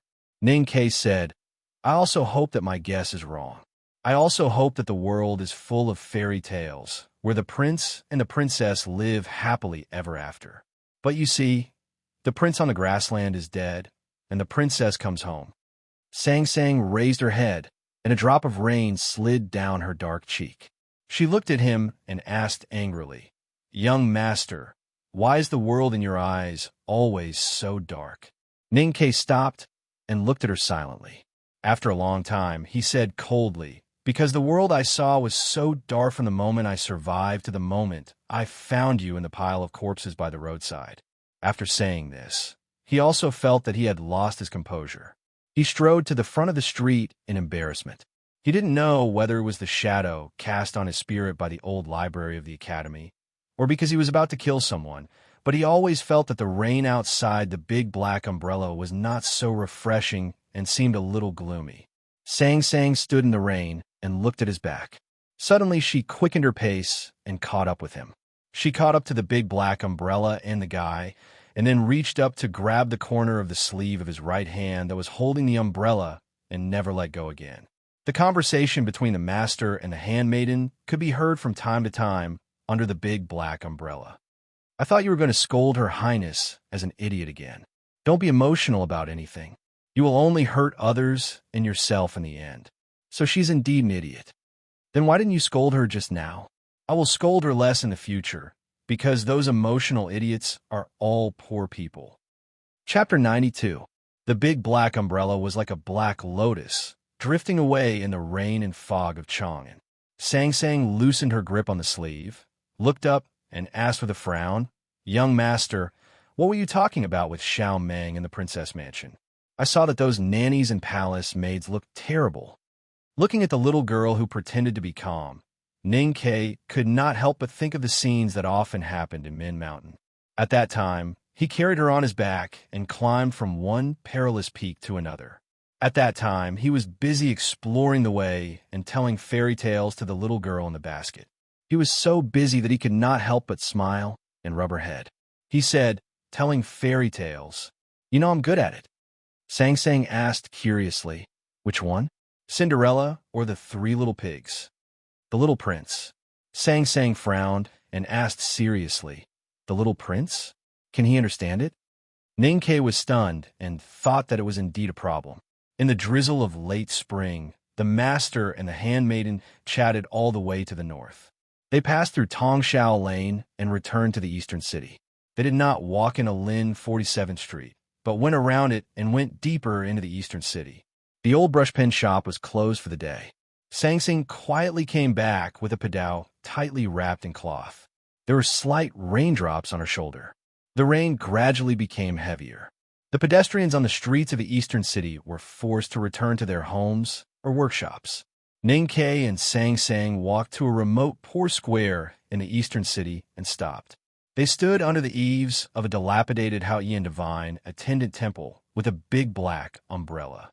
They looked into the square and listened to the faint sound of forging in the rain. Sang Sang said quietly, "The iron shop will be closed soon. The young masters will be busy sorting out today's orders. Chun Zixian will go back to the backyard to rest. I heard that he rarely hammered in these years. At that time, he would be the only one left in the yard. It's convenient for him to do that since it's raining today." Ning Ke looked at the dark clouds in the sky and silently calculated the time. He estimated that it was almost time. He handed the big black umbrella to Sang Sang and told her to wait for him. Then he took out a bamboo hat from behind and put on his head. He walked toward the west of the square, passing through two alleys in the increasingly heavy rain and approaching the backyard of the blacksmith shop in the square. The tough soles of his boots stepped on the bumpy stone path and made light splashes in the puddles. It was not noticeable in the rain at all. Ning Ke looked at the simple wooden door not far away and slowly walked forward.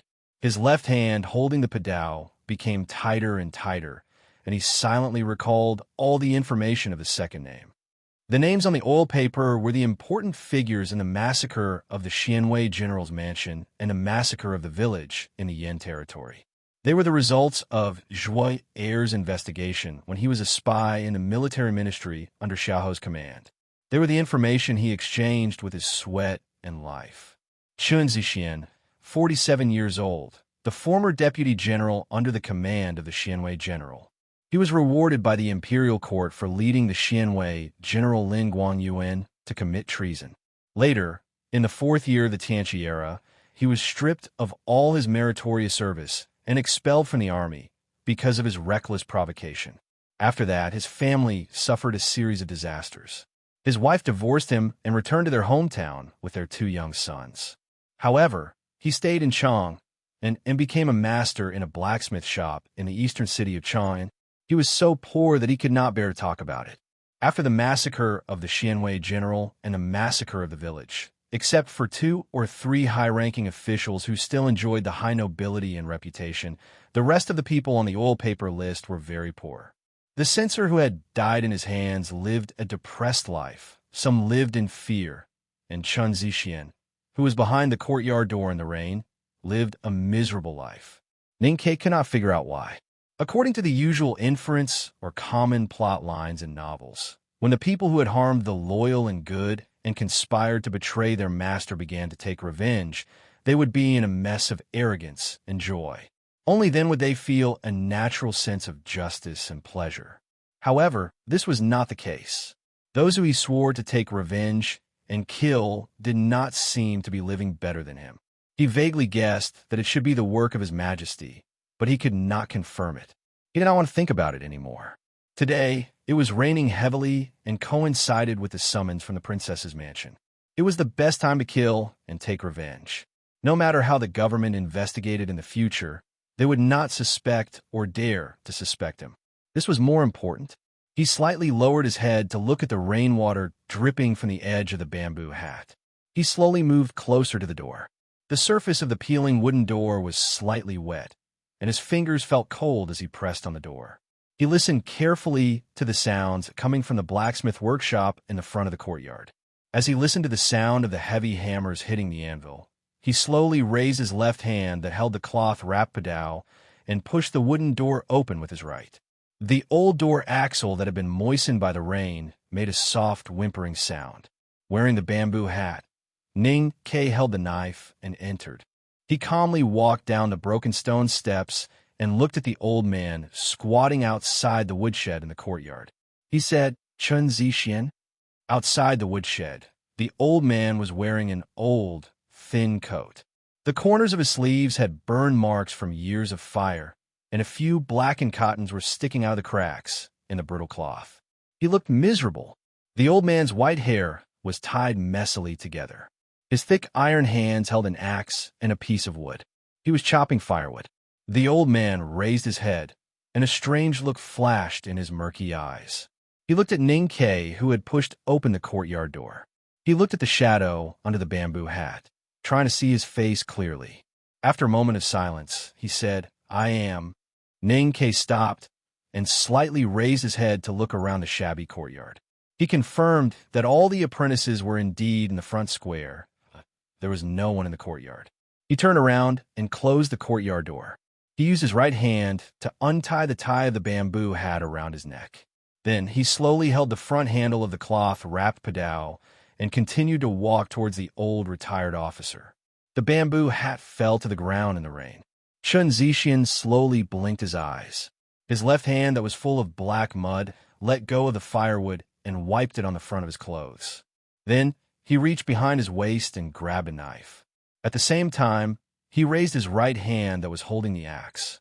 He looked at the pale-faced lad who walked out of the wind and rain and said hoarsely, "Finally." Ning Ke's knife came. The sharp blade, which had been sharpened with rice water at the old brushpen shop on Lin 47th Street for more than 10 days, was pulled out of the scabbard with lightning speed. It easily cut through the old cloth that was tightly wrapped around the scabbard. It cut through the wind, the rain, and the past, heading straight for Chun Zixian's neck. Chun Zixian raised his knife. When the two knives met, there was a clear hum, and the rainwater on the knife's blade sputtered.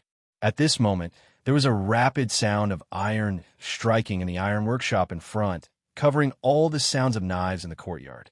In the heavy rain, Ning Ke held the knife with both hands and moved forward expressionlessly. He cut the neck, beheaded the head, and cut the abdomen. The padao stirred the wind and rain, and the knife and axe in the old man's hands rubbed against each other coldly. Dang, dang, dang, dang.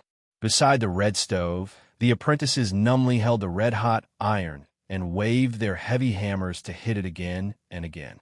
They did not hear anything because of the loud sound of wind and rain outside the workshop. With a tearing sound, the thin robe was cut open, the axe was shaken off, and the wrist was cut off. Muffled groans sounded in the wind and rain, and the pile of firewood outside the room was scattered on the ground. In a flash, Ning Ke had chopped 17 times, and Chun Zixian had blocked the first 16. Then the sound of knives disappeared, leaving only the sound of wind, rain, and the thunder of hammering on the chopping board. Chun Zixian fell beside the pile of firewood. His body was covered in mud and water, and there were a few more drops of blood on his old and dark face. The thin jacket between his chest and abdomen had countless cuts, and the gray cotton was sticking out in all directions. The cut in the middle was extremely deep, so deep that it went all the way to his bones. Blood and other colored body fluids kept flowing out from his internal organs. The rain dripped from the eaves onto the pile of firewood, onto his gray hair, onto the sad wrinkles on his forehead, and then flowed down his dark cheeks, quickly washing away the few drops of blood. Ninkei lowered his head and slowly sheathed his knife. Ninkei lowered his head and slowly sheathed his blade. He looked at his rapidly rising and falling chest and the extremely dangerous axe mark on his chest. He could not help but frown. He did not expect that an ordinary deputy general of the Tang Empire could have such a strong combat power after suffering in the bottom of the market for so many years. Chun Zixian looked at the lad in front of him with turbid eyes, and there seemed to be a lot of phlegm in his throat. He painfully coughed a few times and coughed out 2 mouthfuls of bloody phlegm. He said weakly, "I thought I had long been forgotten by the world. You are indeed the most powerful person among those who have been forgotten. I think it is probably because you betrayed your master for glory, so no one in the imperial court dared to use you. I don't know if you have regretted it all these years." Ninkei wiped the cold rain off his face and looked at the dying old man and said, "But it is also because you have been forgotten by the world that I think killing you should not cause too much trouble. Besides, I have been admitted to the academy, and killing you is an indispensable part of my celebration, just like flowers and pigeons." Chun Zixian's old and weak eyes were full of confusion, and he said in a low voice, "Give me a quick death. It is still early, and it will take your poor apprentices a long time to finish today's orders." Ninkei raised his head and looked at the sky. The rain was like a curtain of beads hanging from the clouds, and he could not see where the sun was. But he knew that he still had a lot of time, so he said softly, "As for the pleasure, you have made me very unhappy all these years, so don't expect to die too happily. I have a poem to read to you." He looked at the dying old man in the pile of firewood, and there was no expression on his face. He said calmly, "I came from the mountains and rivers. I came from the grassland. I came from the Yin territory. I came from the general's mansion to take your life." Hearing the words general's mansion, Chun Xian's turbid eyes suddenly became bright, and his expression gradually became relieved. He subconsciously moved his trembling hands on the wet firewood and stared at Ning Kei's young face and said in a trembling voice, "I see. It turns out the general's son is still alive. You said you have been admitted to the academy. It is so good, so good. I have lived such a tiring life these years, and I can die knowing the general's son is still alive and living well. I can really rest in peace." Who is not tired of living?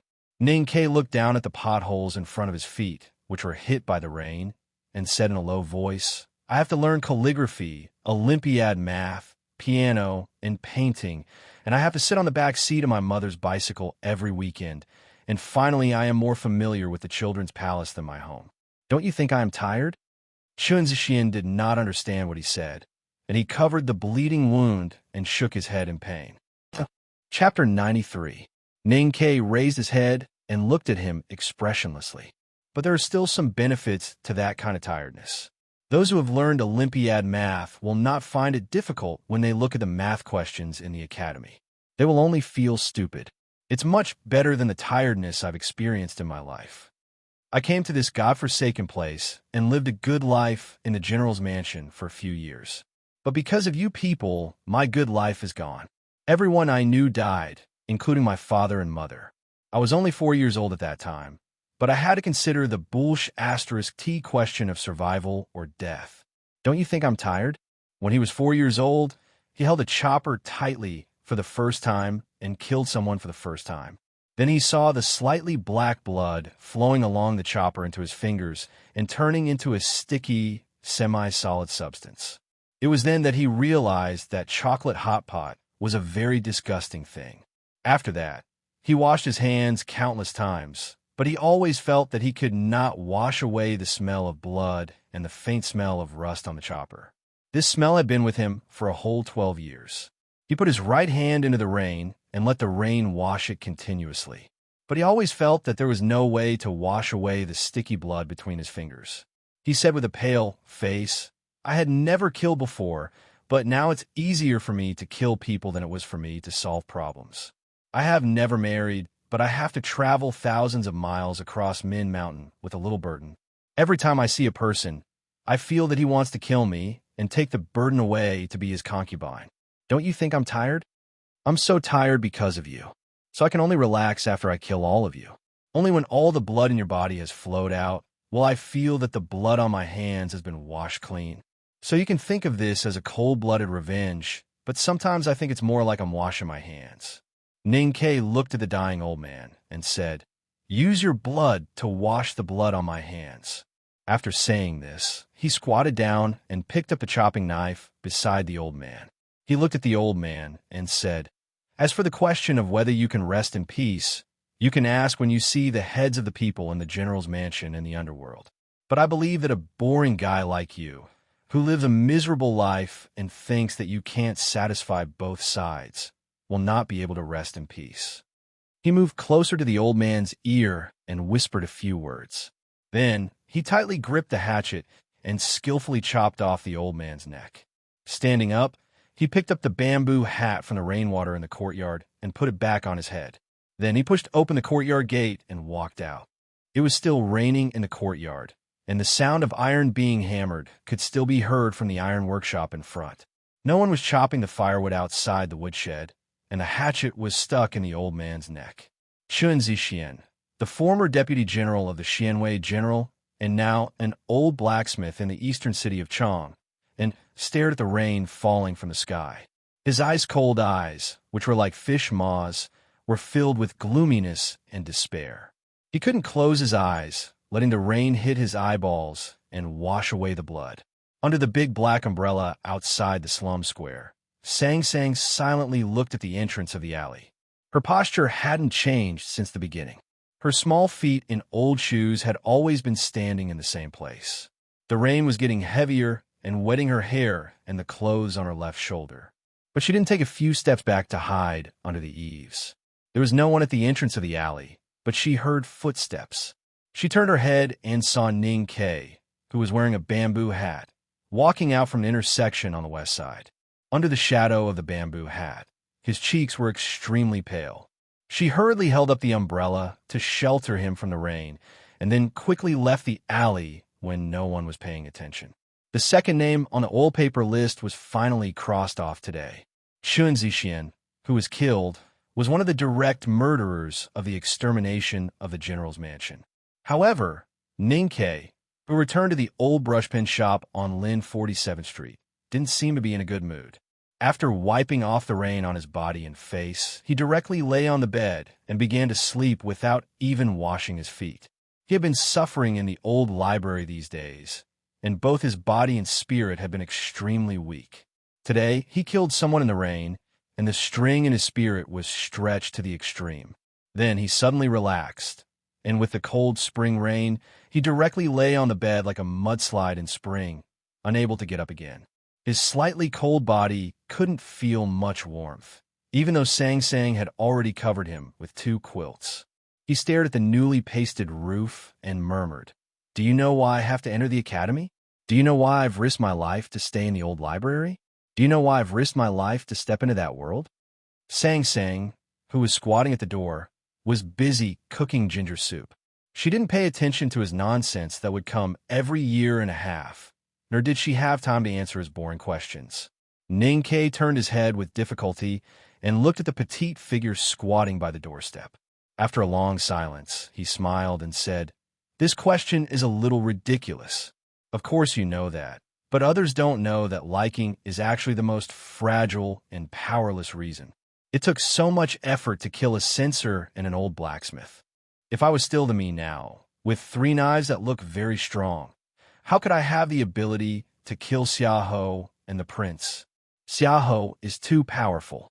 He turned his head and stared at the newly pasted yellow paper on the roof again. He murmured, "How can I kill someone at the peak of martial arts? If I don't embark on the path of cultivation, I will never be able to kill him in this life." Her Highness said that if you insist on suffering in the old library every day, your body will be damaged. Sang Sang held the boiling hot ginger soup and sat on the edge of the bed. She struggled to help him up and said in a low voice, "I don't know if you can embark on the path of cultivation. You will die of illness before Xiaohou dies." Ning-Ke took the bowl of ginger soup and licked his lips weakly. He took a sip and said in a low voice, "Hope may be illusory, but it's better than no hope at all. So I have to work hard." Sang Sang looked at him quietly and suddenly said, "Young master, have you ever thought that if Master Hao Yin really prevents you from embarking on the path of cultivation, what can you do?" Ning Ke passed the bowl to her and wiped the sweat on his forehead weakly. He smiled and said very slowly and calmly, "If Master Hao Yin is so bad." "Ah, a nonsense. Then I must go against heaven." Nonsense probably means to talk nonsense. Sang Sang thought that her young master had indeed started to talk nonsense intermittently again. She unhappily put him down and went to wash the dishes to prepare dinner, ignoring him. In the middle of the night, Ning Ke's nonsense became more and more frequent. Because he had a fever, his pale cheeks were covered with an unhealthy blush. His eyes occasionally opened and looked back and forth between the yellow paper on the roof and Song Song's face. He seemed to be unable to focus, and his dry and peeling lips spoke hoarsely in slightly incomprehensible words. Bicycle backseat, registration fee, youth and children's palace, chopper, chocolate blood, drag blood, Min Mountain blood, City of Wei blood, grassland blood, General's mansion was full of blood. On what basis? On what basis? On what basis?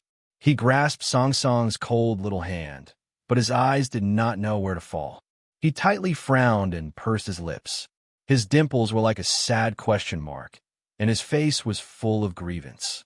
He kept saying these 3 words, looking very pitiful. Sang Sang changed the wet towel on his forehead and held him in her arms. She gently patted his back and softly coaxed, "Yes, it's all their fault. It has nothing to do with you, young master. It has nothing to do with you. They're all bad people." In the early morning, the rain in Chong and stopped, and Ning Ke's fever also subsided. He drowsily opened his eyes and felt a burning pain in his throat. He habitually wanted to ask Sang Sang to pour water for him, but he found someone beside him. He turned his head with difficulty and saw Sang Sang sitting on the bed with her clothes on. He did not know when she had fallen into a deep sleep. Glancing at her apologetically, he forced himself to get out of bed to get some water, but he still startled Sang Sang behind him. Sang Sang woke up with a start, hurriedly pushed him back onto the bed, and then jumped off. Ning Ke looked at her busy back and suddenly said, "Am I very useless?" Sang Sang brought the teacup to her lips and tested the temperature. She replied, "Young master, you're talking nonsense again." Ning Ke murmured, "I have read the article on the response of the Tao for so many years, but I still can't understand it. I can't even remember the words in that thin book on the ocean of Qi and mountain of snow. I have worked so hard, but still can't cultivate. Now I have fallen to the point that I have to complain when I kill someone and even get seriously ill. I am really useless." In the early morning, behind the tall and majestic red wall, in the imperial study, surrounded by strange flowers and green trees, Li Zhongyi, the emperor of Tang, stood at the doorstep and stared blankly at the dripping rainwater on the leaves. The empress had just served him and washed up and had breakfast. For some reason, he suddenly wanted to take a look at the imperial study. As the emperor of Tang, the only man who made thousands of countries submit to him, he should not have any troubles in the eyes of ordinary people. However, at this time, he was silently looking at the garden, and his thin face was obviously a little restless. The headmaster of academy has gone to travel around the world again. I don't know when he will come back. Chao Xiaoshu has also finally slipped away. I don't know if he will come back. Li Zhongyi thought of the good teachers and friends who had recently left Chong, and his mood became heavier. Looking at the wet trees and flowers after the rain, he gradually felt lonely and lost. This was also the reason why he came to the imperial study early in the morning. Only in this room, where no one would disturb him, he felt that he could obtain true peace. His Majesty loved calligraphy. Although he often summoned the officials to appreciate his books and paintings, other than the Empress and the fourth princess, who were extremely fond of him, no one dared to disturb his peace without an invitation. He even did not let the eunuchs and palace maids tidy up the room. He did all the books and paintings himself. He sighed and turned his head. He was ready to write a few pieces of lousy calligraphy to express his feelings. Suddenly, his expression slightly froze. He noticed that the direction of the books on a certain level of the bookshelf seemed to be a little different from before. Chapter 94. The Emperor walked slowly to the bookshelf and lowered his body slightly. His slender fingers slowly slid across the neatly arranged books and then stopped at the deepest part of the bookshelf. This row of the bookshelf contained the tablet stickers and the rare books of the old dynasty that the Empire had gathered from the Sun Tian Pavilion. He remembered clearly that the last time he tidied up the bookshelf, the books were slightly slanted from left to right. But now, the slanted direction was reversed. Could it be that someone had touched my bookshelf? He frowned slightly. His fingertips gently tapped on the edges of the books, and then his knuckles suddenly tightened, lifting the entire layer of books to another direction. Then, he saw a piece of paper hidden in the depths of the bookshelf. The Emperor took out the piece of paper and placed it on the desk. He looked at the 5 words on the paper, which were dripping with ink. His brows furrowed even more. After looking at it in silence for a long time, he suddenly shouted, "Who touched my imperial study?" A moment later, 3 eunuchs knelt in the imperial study. The 3 eunuchs involuntarily raised their heads and looked at the slightly plump guard commander beside the desk. Their eyes were full of pleading for help. Su Chongshan was in charge of all the guard around the imperial study.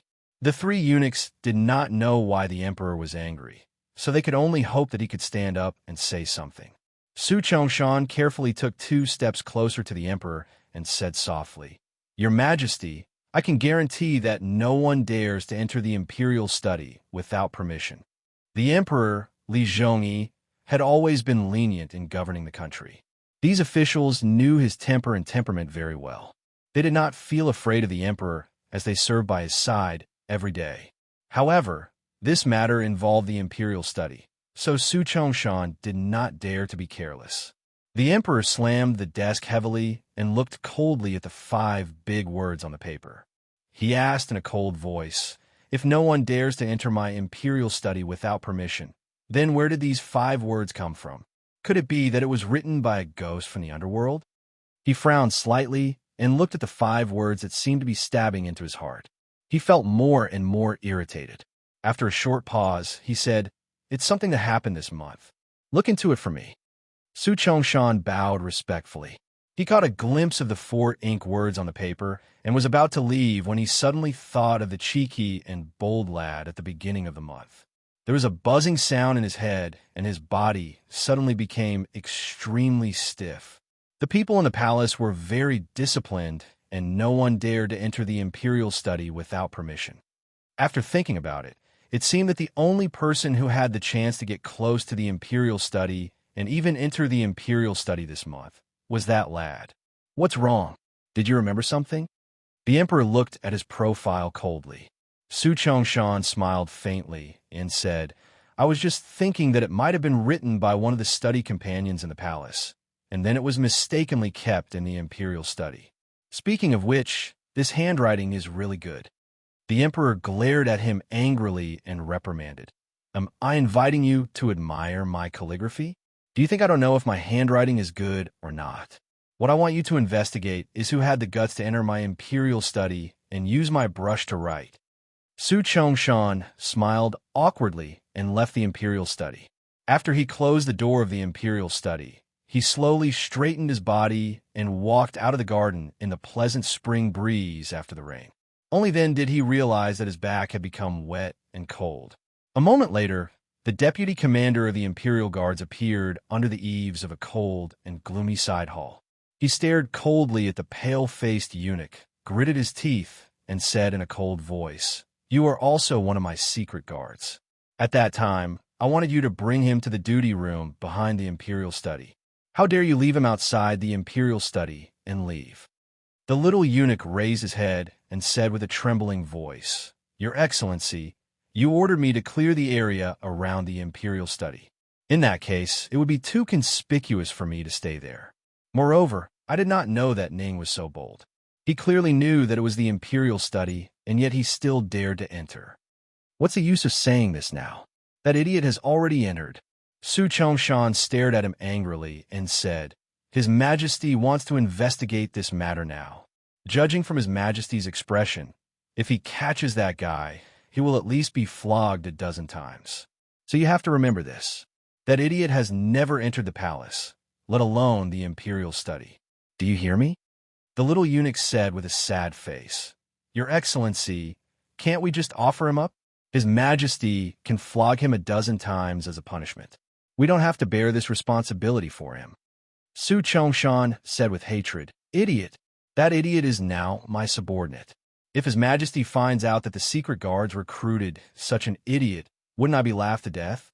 If His Majesty is still not satisfied and wants to punish me, who can I go to ask for justice? That's because of Master Chow. His Majesty has to show some consideration. The eunuch reminded timidly.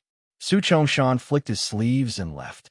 He shouted, Damn it, do I have to take the blame for that idiot because of Chow Xiaoshu? Just when Su Chongshan and the little eunuch were about to cover up this matter, the Tang Emperor, Li Zhongyi, was staring at the calligraphy in the imperial study. Suddenly, he walked to the bookshelf and took out a box with a key. He took out a piece of calligraphy from the manuscripts that he rarely showed to others and placed it beside that piece of calligraphy. The first piece of calligraphy was written by the emperor on the night of the Spring Breeze Pavilion incident. He was going to give it to Chow Xiaoshu as a reward to comfort him for being trapped in the Black City all these years and to encourage him to serve the imperial court in the future. However, he did not expect that he would not have the chance to give it to Chow Xiaoshu after a conversation with him. Fish leaping into the sea. Is this not right? His Majesty frowned as he looked at the two pieces of calligraphy that were lined up side by side. His eyes moved to the other piece of calligraphy and murmured, The flower blooms on the shore of the other shore? Can't it bloom on this shore? Can it only bloom when it leaves Chong and in my Tang Empire? The emperor's anger came from the fact that someone dared to touch the imperial study. It came from the four words that had pierced through the emotions that he had been deliberately trying not to think about. However, as his emotions gradually calmed down, he frowned as he looked at the 5 words, The flower blooms on the shore of the other shore. Thinking of the dispute between him and Chow Xiaoshu that day, he gradually realized some other meaning. The fish leaping into the sea is my sea after all.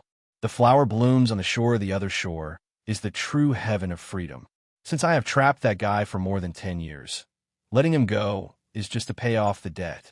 Isn't giving freedom to others the same as giving freedom to myself? The emperor's eyebrows gradually relaxed. He thought of the disappointment he felt when he looked at the wet, flowering trees in the morning. He thought of his friend, who was far from him in status, but very similar in temperament and temperament. He thought that he might be walking on a mountain path with wet trees and flowers at this moment. He felt that he had also left Chong and city, and that his body and mind were free. However, he was, after all, the emperor of the Tang Empire. Even though he had thought it through, he was still a little angry. He looked at the calligraphy and angrily rebuked, Even if what you said is right, I can't let you off easily. I have to find out who wrote this. How dare they mock me? Who wrote this? How could it be written? It's so well written. Having seen through the conflict in his heart, his state of mind was naturally different from before. At this moment, His Majesty really looked at the calligraphy seriously. When he glanced at it previously, he only felt that the framework of the 5 words was right and peaceful. Now that he looked at it carefully, he found that the 5 words, "The flower blooms on the shore of the other shore," were slender and well-proportioned. The bone strength was strong and hidden in the full ink. It did not stand out at all. It was clear and strong, yet gentle and beautiful. It was indeed a wonderful work. This is really good. The strokes are both square and round. The structure is broad. The posture is charming and proud, agile and elegant, and the strength of character is contained. Who wrote this? It is so much better than me. His Majesty squinted his eyes and raised his eyebrows. His fingers slightly trembled as he brushed across the words, "The flower blooms on the shore of the other shore." He could not contain his joy. He knew that his evaluation of the 5 words was not fair. The words on the paper were not only much better than what he had written, they were not inferior to the calligraphy of the famous masters hanging on the wall. In fact, They were even better than them. Just as Ningke had sighed with emotion in the imperial study that day, the emperor of the Tang Empire's calligraphy was not very good, but his appreciation level was very high. The more he looked, the more fascinated he became. He even saw the feeling that Ningke felt when he was writing these 5 words that day. He felt that these 5 words were like hazy branches of flowers that bloomed on the other side of the sea, gently brushing his back from top to bottom, brushing away the depression and unhappiness that had accumulated over the past few days. Good writing. Really, really good writing. His Majesty only felt that his mind was broadened and his mood had returned to peace. He smiled at the 5 words on the paper and did not hesitate to give his most sincere praise. Suddenly, he raised his eyebrows and slammed the desk heavily. He shouted, "Guards!" After a while, the 3 eunuchs knelt on the floor of the imperial study again. They looked at the deputy commander of the bodyguards, Su Chongshan, for help. Su Chongshan suppressed the uneasiness in his heart and approached His Majesty. He asked, "Your Majesty, I am arranging the bodyguards to investigate in secret, but there is no news for a while." As one of the closest officials who knew His Majesty the best, he knew that His Majesty was not a person who held grudges. Not to mention a small matter like entering the imperial study to write a piece of calligraphy, His Majesty would not pursue the more ridiculous things that happened in the palace as long as it did not affect the political system of the country. He had originally planned to drag this matter on for a few days and then a few months until there was no trace of it. He did not expect that His Majesty would go against his usual wishes and put pressure on him repeatedly. The Emperor didn't even glance at him. He looked at the calligraphy scroll on the desk with incomparable fascination. Gently stroking the long beard on his chin, he ordered, "Find out who wrote this. Remember not to startle this calligrapher. Treat him with respect. After you find him, respectfully invite him into the palace. I want to ask him for some advice." Su Chongshan raised his head in shock. A moment later, the deputy commander of the royal guards, whose official robes were wet and dry, reappeared under the cold eaves of a certain side hall. He looked awkwardly at the young eunuch, who had a very interesting expression on his face, and said in confusion and embarrassment, "Yes, the situation in the royal study is like this. Now, it seems that the idiot is going to benefit from a disaster." The young eunuch patted his chest in fear and said with a sweet smile, "Your Majesty, this is a good opportunity. If there is a calligrapher who is appreciated by His Majesty among the secret guards, Your Majesty will be very proud. There is no opportunity and no glory, at least for now." Su Chongshan looked at his loyal subordinate with a fake smile and said, "You have to remember that the idiot, no, Ning Ke did not enter the palace." The young eunuch looked at him in surprise and asked, "Your Majesty, why?" Su Chongshan laughed as if he was crying. His voice was squeezed out from between his teeth and said, "Because we did not admit it before. If we admit it now, it will be deceiving the emperor." The young eunuch instantly understood the problem. He looked like he was crying, rubbing his small fists, and said in distress, "Look at this. How did a good thing turn into a bad thing?" Su Chongshan thought to himself, "Why are you crying here? I have turned a great opportunity to flatter His Majesty into a suspected crime of deceiving the emperor. This is what I should cry bitterly for." Thinking of this, he could not help but feel extremely regretful. If he had taken the blame for Ning Ke in the beginning, he would not be in such a dilemma now. He was in such a king situation where he did not dare to take the hoe when he saw a mountain of treasures. The young eunuch rolled his eyes and looked at him carefully. He suggested another idea. "Why don't you report to His Majesty and say that you did not remember Ning Ke before, but remembered him after some investigation?" Idiot! Su Chongshan was already in an extremely bad mood. He reprimanded him. "You did not remember him at the beginning when it was time to punish him, and now you remember him when it is time to reward him. His Majesty is generous to us, but it does not mean that he is that. It is okay to hide some unimportant things from His Majesty, but if His Majesty thinks that his subjects really treat him as that, then you will know that in front of His Majesty, we are that." He forcibly suppressed the anger in his heart and said in a low voice, We cannot admit to deceiving the emperor. Since we did not admit it at the beginning, we will not admit it until we die." The young eunuch raised his head and looked at him innocently. He said, "If Ning Ke is found, we have no choice but to admit it." Su Chongshan said after a moment of silence, only time is the only standard to test the truth. This is the only thing that the idiot said that was not an idiot, and only time is the only way to reduce the punishment." The warm spring breeze blew across the lawn, through the flowering trees, into the quiet alley, and then through the gaps between the windows and the walls of the study room into the room. It felt warm and lazy as it caressed the faces of the young students. It was a good time to be sleepy in spring. However, the students of Classroom 3 were not only sleepy, but also confused because one of the study tables was empty. When the bell rang for the third time, the students left the study room in twos and threes. Some went back to Chong and City, some went to the kitchen to grab the freshest corn cob, and some dragged their scholarly feet along the stone path beside the wetland to the old library. When they arrived at the old library, they still did not see that guy. After asking the instructor, they found out that the guy did not sneak up to the second floor. The confusion in everyone's eyes grew stronger. Sidhu Alan and Jean Wutsai could not help but discuss with their classmates. Zhong Dajuan, on the other hand, frowned as he stood beside the bookshelf, deep in thought. They were used to seeing that guy go upstairs with a pale face every day. Now that they did not see that scene, everyone felt a little surprised.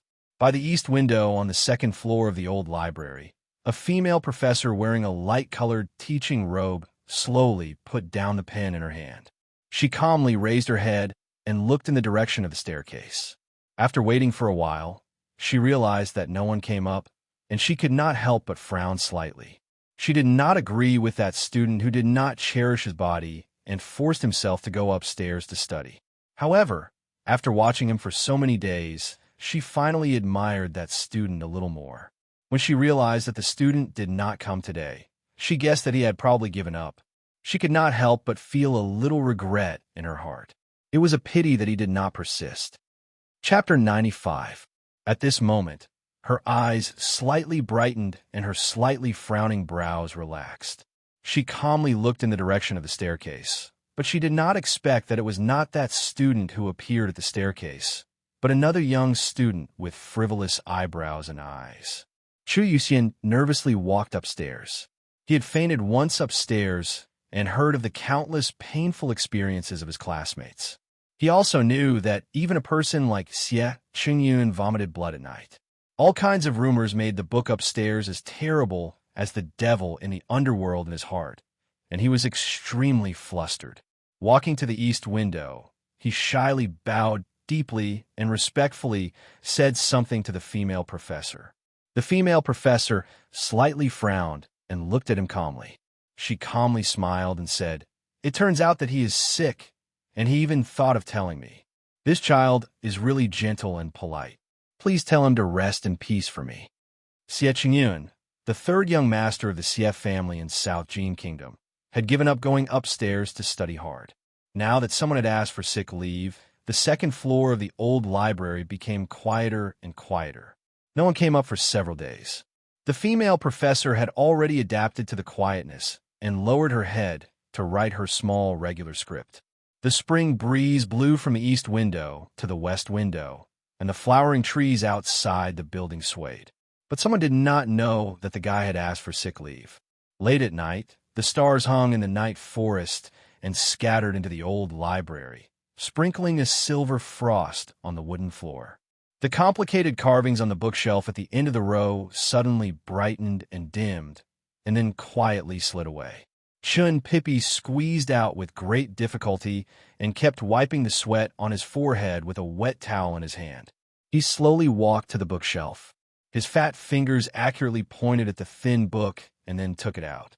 Chun Pippi casually flipped through it and found that the piece of paper he had put in the book was still there. No one had touched it or left any words. He could not help but roll his eyes and murmured angrily in a low voice, "How many days has it been? Why haven't you read it?" I, a genius, did not hesitate to violate the Academy's rules to teach you and solve your doubts. How dare you be so ungrateful? This matter was a little strange and interesting. Chun Pippi had always held himself to the standard of a genius, and he thought that all geniuses had to have a different way of doing things. For example, the eldest brother always had a nasty smile on his face and liked to drink water from lakes and streams.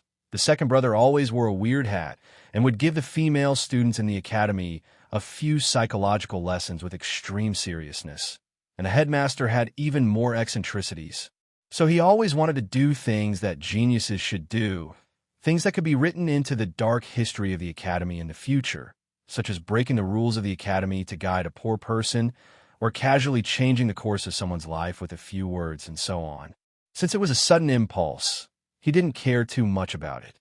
He wrote a few paragraphs about a preliminary exploration of ocean of chi in mountain of snow on the thin paper. Whether the poor man could be enlightened or not was not his main concern. However, when he came to see the response excitedly the next night, he found that the guide didn't give a response. This matter became a little different, and he became very serious. When the spring rain stopped that morning, Ning Kei's fever was gone. But under Song Song's sometimes pitiful and sometimes fierce gaze, he lost to his little handmaiden countless times. He asked the carriage company to inform Chu Yuxian to ask for a 5-day sick leave from the academy on his behalf. He was allowed to eat fried egg noodles, hot and sour noodles, chicken stew, and potatoes every day.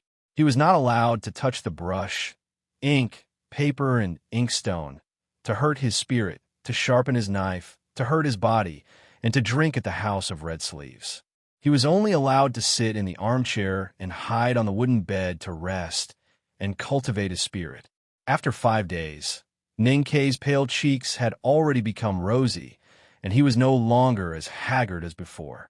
Even his cheeks were slightly puffed up, which made him look a little cute. If I eat hot and sour noodles again, I'll really throw up. He resolutely pushed away the big bowl in front of him, ignoring Song Song's offensive gaze. He took 2 steamed buns from her bowl, picked up 2 cabbage heads with his chopsticks, and ate the remaining half-bowl of porridge. He stood up and walked out of the shop, saying, "If I eat chicken stew and potatoes again, don't blame me for running away from home." Sang Sang picked up the hot and sour noodles that he hadn't touched at all and looked at the thin pieces of beef floating on the noodle soup. She thought to herself, "Why do you still dislike such good food? If you were in the city of Wei, could you eat noodles other than beef?" The carriages in the carriage company that were rented by the academy students for a long time would be branded with the unique logo of the academy in a conspicuous position. Of course, there must be relevant documents for certification.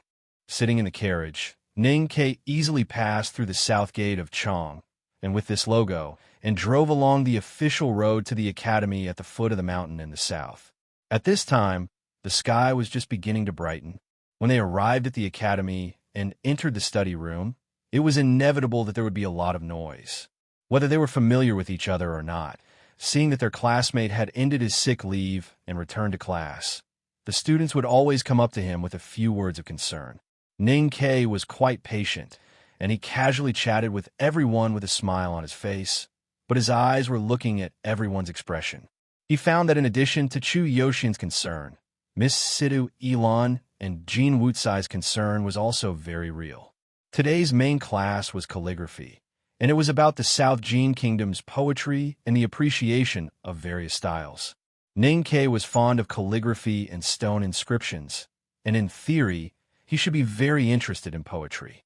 But for some reason, whether it was in his previous life or this life, he felt happy when he saw the ink characters, and bored when he saw the poems formed by the ink characters. Therefore, he naturally lost interest in this class. When the bell rang, he politely said a few words to the tutor and rushed out of the study room to the kitchen. It was still a lunch for 2, and he still took 3 laps by the wetland. Those academy students who were quietly watching him could not help but click their tongues in wonder. They thought that Xie 3 vomited blood all night and gave up the idea of going upstairs, while Ning Kei returned to the academy after being seriously ill for a few days, as if nothing had happened. At the door of the old library, Chu Yuxian looked at his face with concern and said, "You still want to go upstairs?" "Yes," Ning Ke answered. "It has been delayed for a few days. I have to hurry up." Chu Yuxian shook his head helplessly and looked at him as if he was looking at a madman, and said, "Haven't you vomited enough? I'll get used to it after vomiting." Ning Ke answered with a smile. After saying this, he was slightly startled and felt that this answer was so familiar, especially the last sentence that he said, as if he had heard or seen it somewhere before. Walking up to the second floor, he did not rush to the bookshelf to find the thin book, but instead tidied up his black scarf and robe and walked to the east window, respectfully bowing to the female professor beside the desk, and said softly, "I'm back." The female professor slowly raised her head, looked at him, and said, "Can your body still hold up?" "Yes." Ning Ke touched his slightly plump cheeks and said, "I'm sorry for troubling you. I'm not worried about anything." The female professor smiled and said, "It's just that I have been copying books upstairs for 7 years. Although I'm used to the quietness, it feels good to have someone beside me quietly." Ning Ke smiled and said, "I'll try my best to stay upstairs for a few more days." The female professor smiled and nodded, and waved her hand to indicate that he could do as he pleased. Ning Ke cupped his hands in front of his chest and turned to leave. He walked to the bookshelf and pulled out the thin booklet without even looking at it.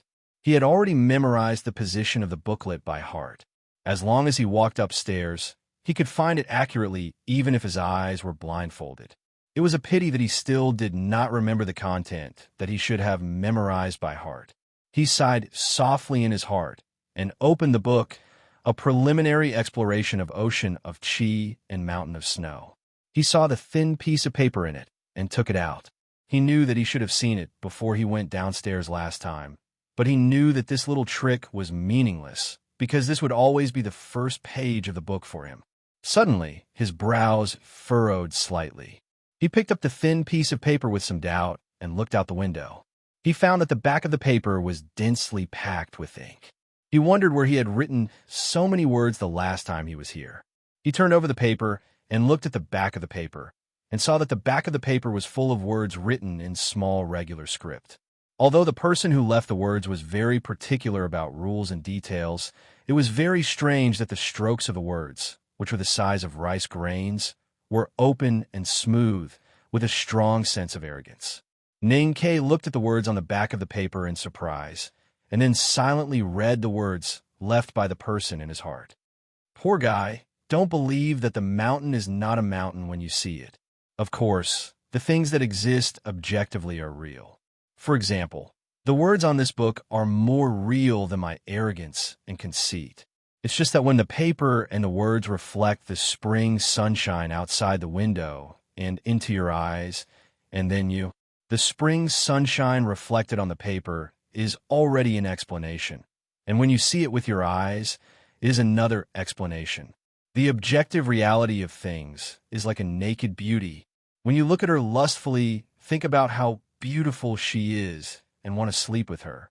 It doesn't matter if she is the saintess of the Great River Kingdom or Yi Hong Yu of the West Hill Divine Palace. The warm spring breeze blew inside and outside the building, and the afternoon sun began to turn golden and ruddy. Those male insects bathed in the red clouds began to sing loudly, flapping their wings and squeezing their air sacs, showing their strength and desire to the opposite sex with the wings and sound waves of the wind. Occasionally, when the wind was stronger, the singing in the forest and grass would suddenly stop. In the ears of these strong male insects, the sound of the wind was probably as terrible as the sound of thunder. Next to the bookshelf in the building, Ning Ke stared at the words on the paper in a daze. He was like a statue, unable to move for a long time.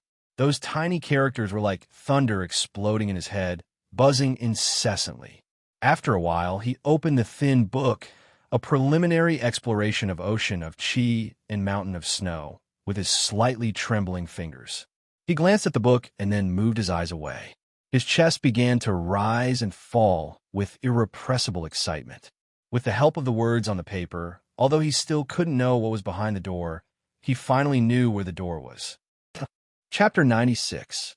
After gradually calming down, Ninkei stared at the ink words on the paper in a daze, silently wondering who had left these words on the paper.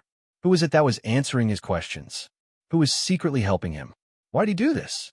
He quietly turned his head to the east window. The female professor was still calmly writing regular script and did not notice him at all. Ninkei looked at the plain figure of the professor and thought of the extremely disrespectful explanation on the back of the paper. He subconsciously shook his head. It was impossible for such filthy words to be written by the female professor. Could it be the teacher in charge of the old library downstairs? Ninkei frowned and thought about this question. Finally, he gently shook his head. Although the teacher in charge was humorous, he could see that he was a person who strictly abided by the rules. If he wanted to instruct Ninkei, he would have said it face to face instead of choosing to leave a letter. After thinking about it, Ninkei still could not figure out who left the letter on the paper. He confusedly looked out of the window and listened to the chirping of the male insects in the depths of the woods and grass. Then he laughed at himself and thought that the person who left the letter was probably an old and dirty teacher in charge of the academy. If Sidhu, Elon, and others saw these words, they would definitely jump up in anger. The words in the letter combined the way of reading books with the attitude towards women. Although it was obscene, it was extremely simple and easy to understand. Otherwise, Ninkei could not have realized that he might have learned something from it in such a short time. In his view, the person who left the letter deliberately used this method to enlighten him. As the saying goes, seek the way from the filth. He could not help but admire this person to the extreme. He silently thought that the person who left the letter must be a cultivation genius. Since he was sure that the person who left the letter was a cultivation genius of the academy, Ninkei naturally became more serious. He picked up the primary exploration of the ocean of Qi and mountain of snow and that thin paper, walked to the end of the bookshelf, and sat down on the floor warmly illuminated by the sunset. After holding his breath and calming himself down for a moment, he began to read the letter again. Chun Pippi had obviously underestimated the poor Ninkei's comprehension ability. Even if he did not write the last two paragraphs and did not explain it with an extreme attitude towards women, Ninkei would still be able to understand the true meaning of what he wanted to express with the first few sentences about objective facts and understanding. Don't understand, don't think, just look at the text itself. Is this the original intention of the divine talisman master of the academy? What I need to do is to look at these words and not think about the meaning of these words. Ninkei looked at the thin book on his knees and thought silently for a long time. These days, he had been reading the books in the building at the expense of his spirit. He was very clear about the impact those words had on his spiritual world. Comparing the two, he increasingly felt that the method of reading books suggested by the writer was worth a try. It was just that when you saw a word or phrase that you knew by heart, you had to not think about it. You had to pretend that you didn't know the meaning of the word or phrase. You didn't even have to pretend. You really wanted to forget the meaning of the word or phrase. No matter how you looked at it, it was extremely difficult. There was a big locust tree outside the courtyard that accompanied you through your childhood and adolescence. When you saw this big locust tree today, you had to pretend that you had never seen it before. You had to pretend that you didn't know it was a big locust tree. You had to forget that it was the big locust tree that accompanied you for countless years and witnessed your naughtiness and even your first love and first kiss. Who could do that? Ninkei did not open the thin book on his knees. He stared at the thin paper beside the book in a daze. His mind had drifted out of the window to somewhere else. He was thinking hard about how to forget the meaning of the words he saw. To forget all the words I know. How can I do that? The sunlight outside the west window shone on his frowning eyebrows, giving off a faint luster. Suddenly, the tip of his eyebrows slightly raised and a flash of light flashed in Ninkei's eyes. At this moment, he remembered the word he had written many years ago when he first came into contact with calligraphy. He remembered the word he had written countless times with a brush and a branch over the years. The word yong. For anyone who had received ordinary calligraphy training, the word yong would always be the most familiar word to them. In the Eastern Jin dynasty in that world, Mr. Wang Shiji the most vigorous calligrapher in history, thought that the 8 strokes of calligraphy of Yong was just like the 8 skills of regular script. As the saying went, the point was the side, the horizontal was the restrain, the vertical was the crossbow, the hook was the leap, the lift was the tack, the skim was the sweep, the short skim was the peck, and the restrain was the chew. This was the famous 8 skills of calligraphy of Yong. Ning Kei's eyes became brighter and brighter. A word, Yong, could basically form any word in the world if it was broken apart and reassembled. Then if he used the 8 skills of calligraphy of Yong to look at it again, would he be able to recognize all the words as the word Yong? He was very clear that this was not a wise or even a smart method. It was just a stupid method, and no one knew whether this method could be used or not. However, he could not suppress his inner desire and impulse at this time. After taking a deep breath, he did not hesitate to open the first page of the primary exploration of ocean of Qi and mountain of snow. Heaven and earth breathe, which is called breath. Ning Kei stared at the word Tian at the beginning of the first sentence of the book. To be more precise, he did not see the whole word in his eyes, only the first stroke of the word Tian, a flat horizontal line. It was as if a sharp knife had drawn in the dark spiritual world. With a hissing sound, a faint white light seeped out from the tiny gap. Then, a second stroke of thick ink appeared in his eyes, followed by an indifferent long stroke, and finally a downward stroke. The full and complete word, Tian, on the page of the book appeared successively in his eyes and in his mind in this way of deconstruction. However, it could not form a complete meaning. There was a word in his eyes, but he was only allowed to see the strokes and was not allowed to assemble it in his mind. It sounded simple, but it was extremely difficult to do. It was definitely not something that ordinary people could do. Fortunately, Ning Kei had painstakingly practiced calligraphy for nearly 20 years, and disassembling words had already become a kind of instinct. However, calligraphers required that every stroke should be finished first, and then the framework should be reconstructed. Now, he had forcibly cut off the most important part in his mind. If his spiritual instinct required him to assemble those strokes, the word Yong in his mind would begin to play an important role, and he would interpret it as a part of the word Yong instead of a part of the word Tian. Even for him, it was extremely difficult to treat the unreal as the real thing. At this time, he had concentrated all his spirit, and his hands holding the book were slightly trembling. The back of his school robe was already wet with sweat. His eyelashes kept blinking painfully, and his lips were tightly pressed together, as if he had licked the tip of a pen for the first time in his childhood. This time, after the ink words in the book entered his eyes, they finally did not become blurred like countless times in the past, and then became blobs of ink, and then floated away from the paper and began to vibrate in his mind. Instead, they appeared extremely clearly and slowly in his field of vision, as quiet and tame as the leaves floating on the windless lake. At this moment, Ning Kei had completely forgotten how he had been tortured by these words. He just quietly looked at the strokes and the momentum of each stroke. It was as if he was looking at the surface of the lake under the breeze, and the leaves slowly drifting to the east and west, or drifting close to him. There was no wind and waves, no rainstorm in spring breeze pavilion, and no pack of wolves on the grassland. He slightly drooped his eyelids and sat cross-legged on the floor at the end of the bookshelf in the warm afternoon sunshine. His trembling hands no longer trembled, his tense body gradually relaxed, and his tightly pressed lips gradually relaxed. He did not faint, or vomit, only calmness. The rise and fall of the wind were always gentle and graceful. The insects in the depths of the woods outside the building once again began to sing cheerfully, celebrating this happy spring day, celebrating the appearance of a new and interesting world in front of him. The gentle spring wind wrapped these songs and floated into the window, rippling in the empty and quiet space of the old library. Occasionally, it fell on the lad, gently brushing his clothes. The front of his school robe slightly trembled, as if some invisible force was slowly flowing inside. The traces on the front of the school robe did not flow smoothly and smoothly. Every time it reached a certain place on the chest and abdomen, it would quietly turn back, like the waves on the lake raised by the spring wind, pushing the leaves on the water to scatter around.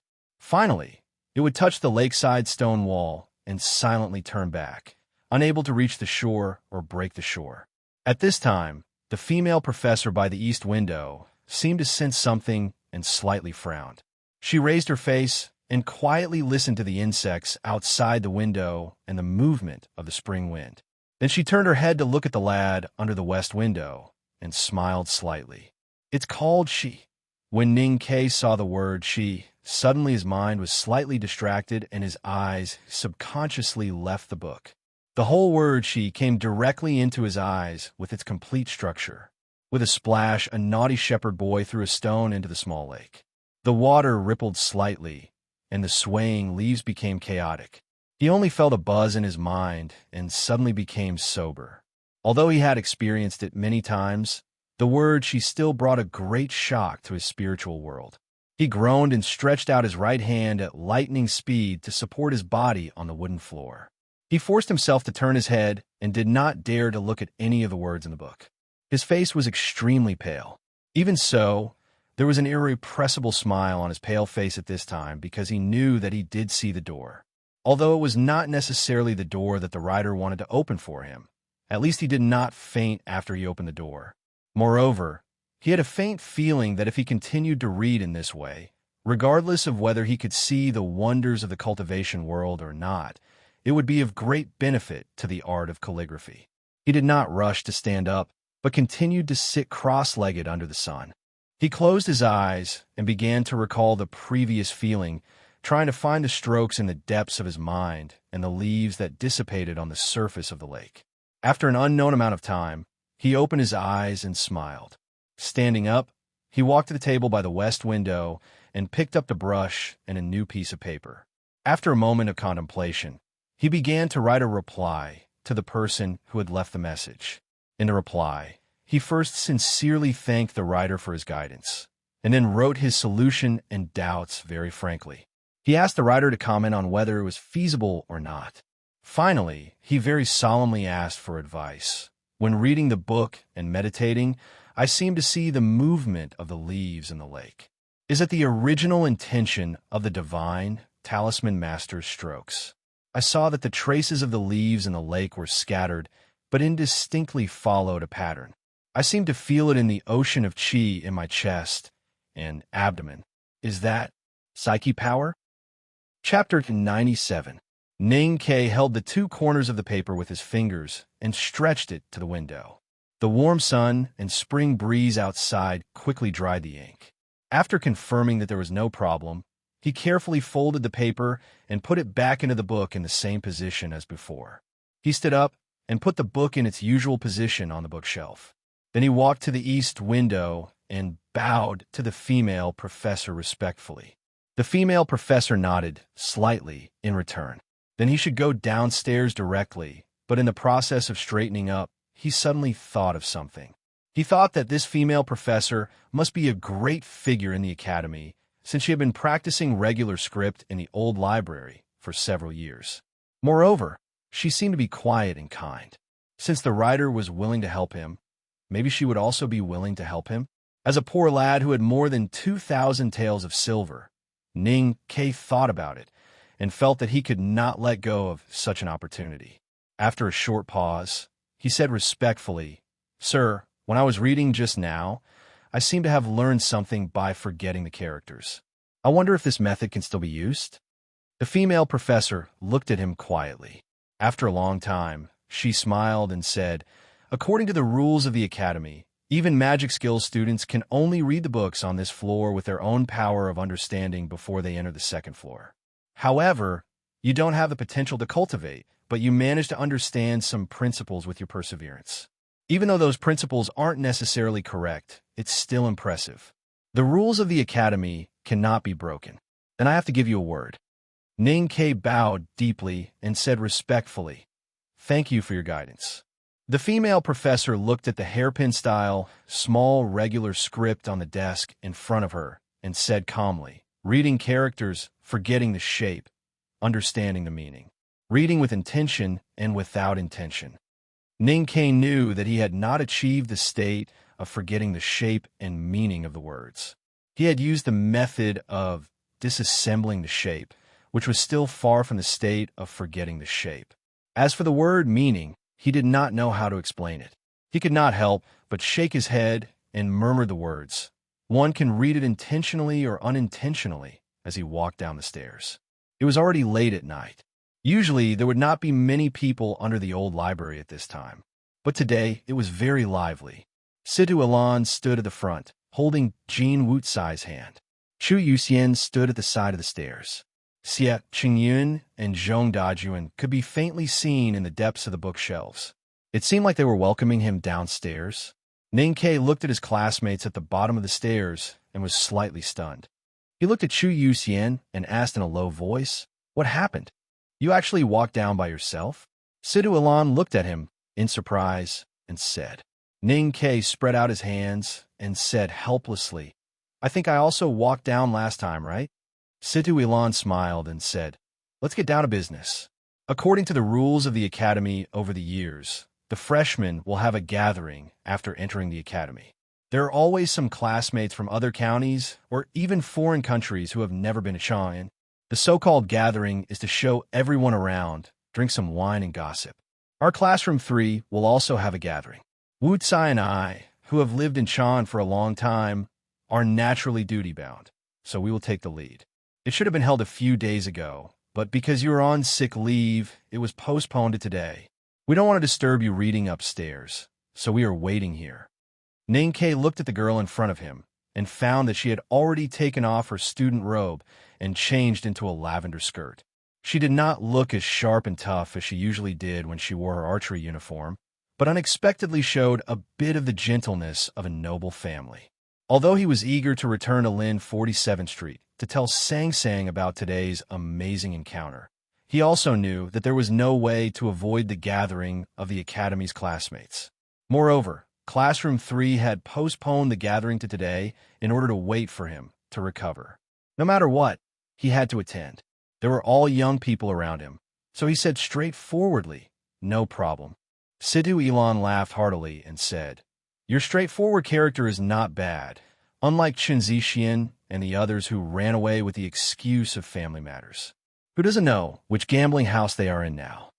Hearing the 3 words Chen Zixian, Ninkei was slightly startled. He immediately understood that she was talking about Chen Zixian, the son of a rich businessman from Classroom 3, and not the old man who fell beside the pile of firewood and could not close his eyes. Situ Ilan looked back at the students around her and laughed heartily. "Is there any place that you want to visit or Chang'an food that you want to eat? If you don't have any ideas, then I'm the one." The students from other places all laughed and said that they had no objections. She rolled her eyes and suddenly said to Ninkei, "How about we go for a drink? I still don't have any objections." Ninkei said. Situ Ilan looked at his face and teased. "Last time Chu Yuxian said that you don't need to pay to drink at the House of Red Sleeves. Why don't we go there? I believe that you don't have any objections either." Ninkei was startled. When he was about to say that he had a strong objection, he saw that she had already turned around to announce the news to the crowd. It was said that today's gathering would be held at the House of Red Sleeves. Hearing this decision, the crowd inside and outside of the old library suddenly became angry. A student from Gushin Commandery shook his head and praised to be able to see the real face of the world's #1 singing and dancing troupe. This trip to Chang'an is really worthwhile. A student from the capital of Great River Kingdom solemnly said, "Yes, this time we must see the Tang Emperor's favorite dance." A former captain of the Tang Empire's border army from the remote Hango Valley said seriously, "That's right. Tonight, all of you must write some good poems to record our grand occasion." All the students shook their heads and praised. All of them seemed to be full of literary aura. But everyone knew that what these young students really wanted to see was not singing and dancing, but the famous prostitutes who were rumored to be the top of the world's brothels. What they really wanted to do was not poetry, but to make love in the brothel. Although Situ, Ilan, and several other ladies from official families could not really be unrestrained, It was also an excellent thing to be close to those soul-stirring beauties. Ning Ke grabbed Chu Yuxian beside him and asked in surprise, "Women can also enter the brothel? There is no place in Chang, and that these women dare not go. Moreover, the House of Red Sleeves is a singing and dancing troupe promoted by the palace. If they say they want to see the song and dance, no one can say anything." Chu Yuxian helplessly said. At this moment, a hand stretched out from the depths of the bookshelf, and a skinny student slowly moved out. It was Linchuan Wang Ying, who was known as a genius. He looked at the crowd and said timidly, "Can I go with you?" All the students looked at this 14-year-old lad and looked at each other. Situ Ilan gently bit her lips, rolled her eyes, and said with a sullen face, "Wang Ying, you can't go. You have to know that you are Ding Shi's." The atmosphere of the Tang Empire had always been swaying between simplicity and toughness and open-mindedness.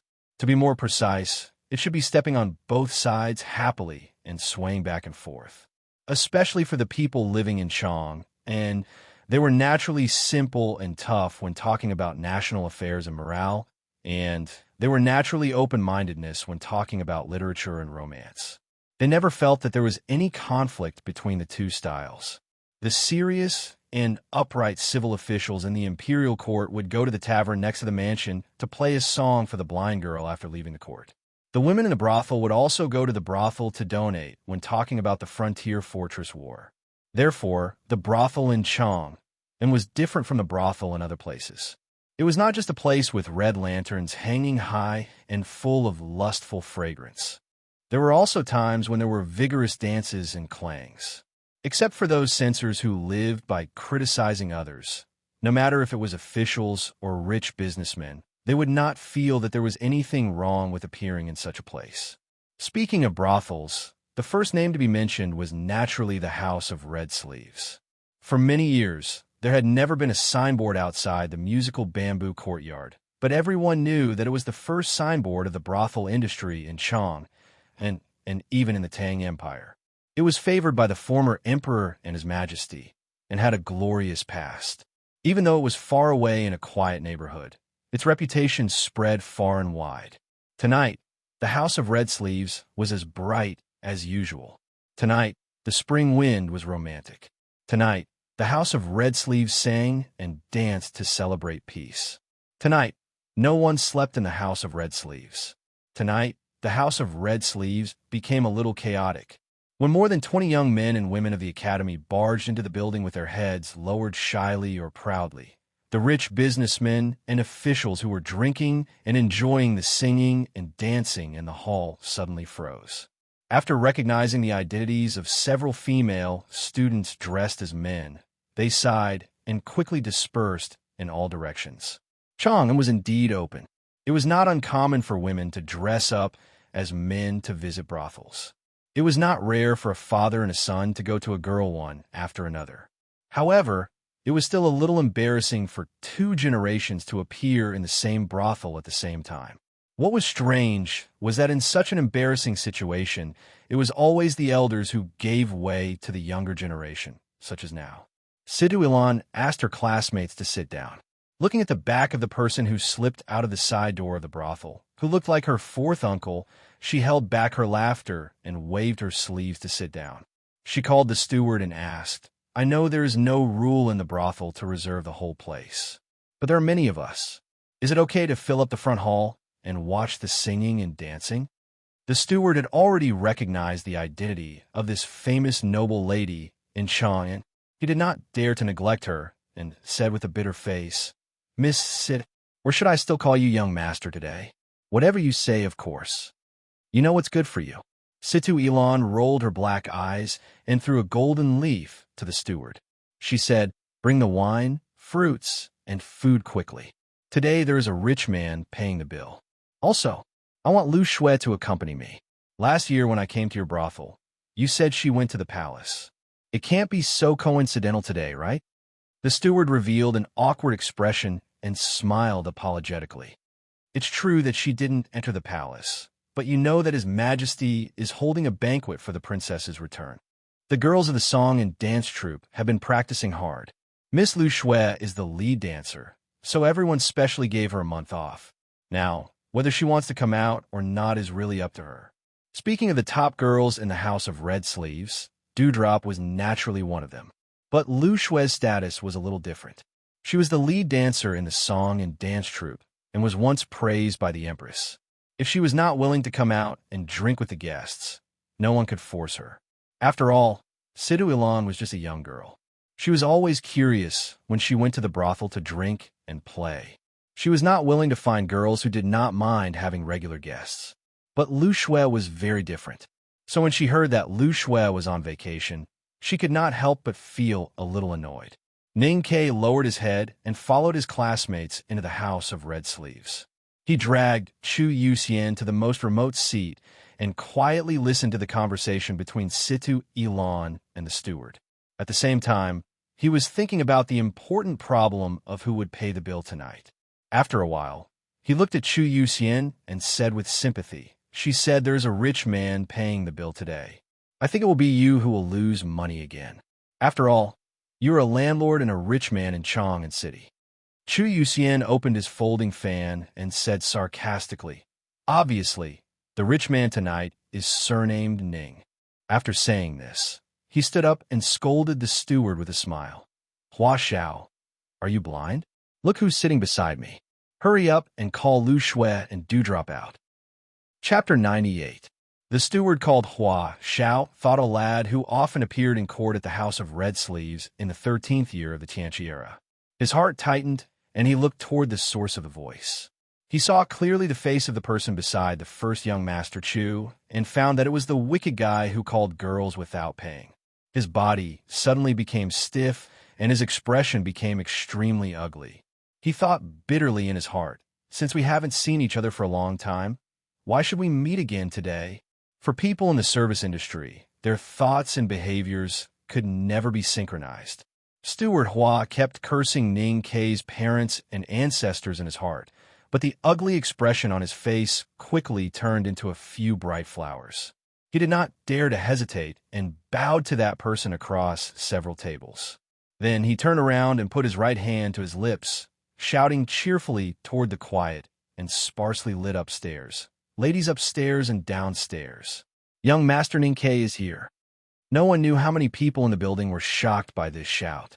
The students who were pretending to be shy and calm or pretending to be proud of themselves all looked at Ning Ke's table in surprise. Sidu Ilan held the teacup and opened her mouth in surprise. Jean Wucai could no longer maintain her gentle expression and thought to herself, "What kind of reception is this?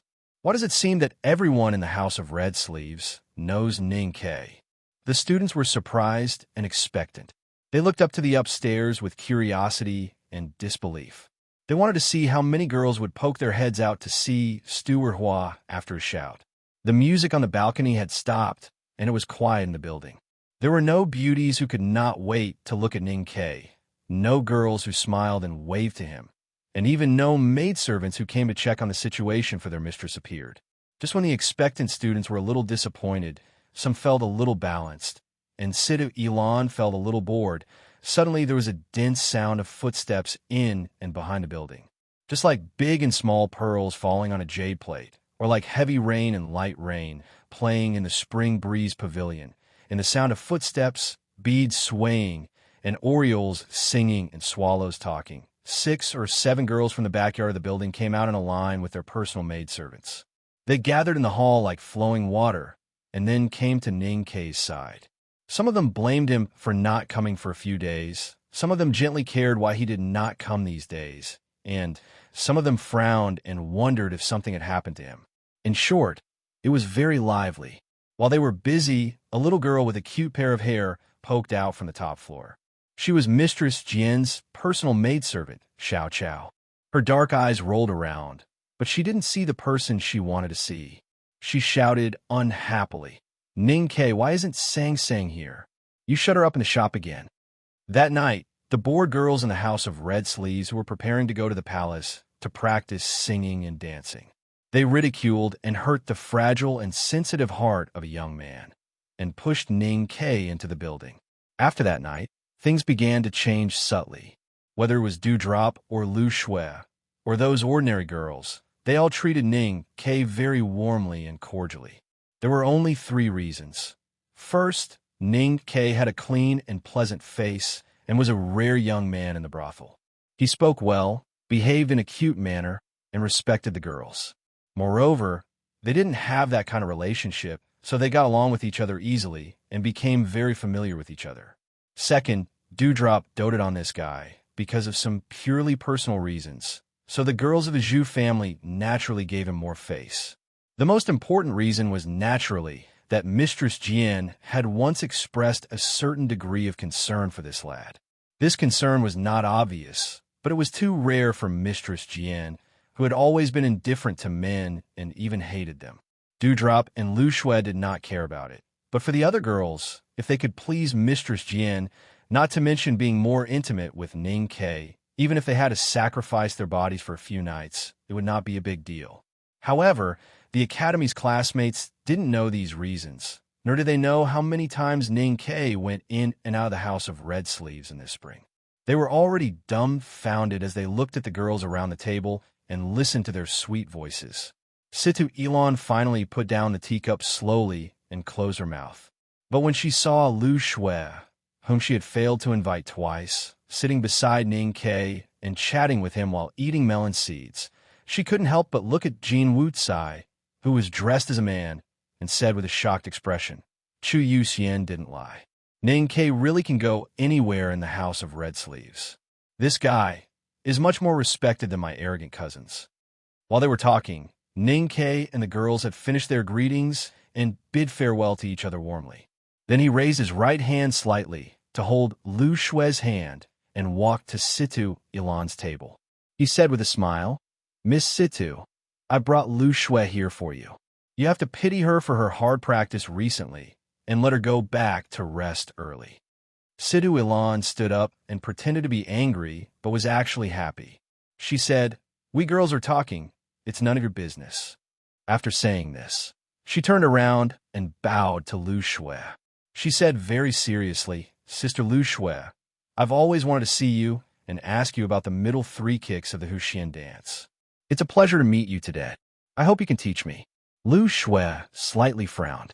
She was indeed a little tired, but she knew it was not a good choice to act like a famous prostitute in front of these noble ladies of Chang'an. Jin Wucai also stood up and gently tapped the thumb and forefinger of her left hand with the folding fan in her right hand.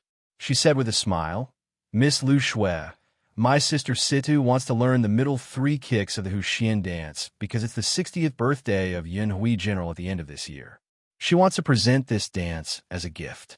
It's not necessary for her to learn it today. I just hope you can spare some time for her."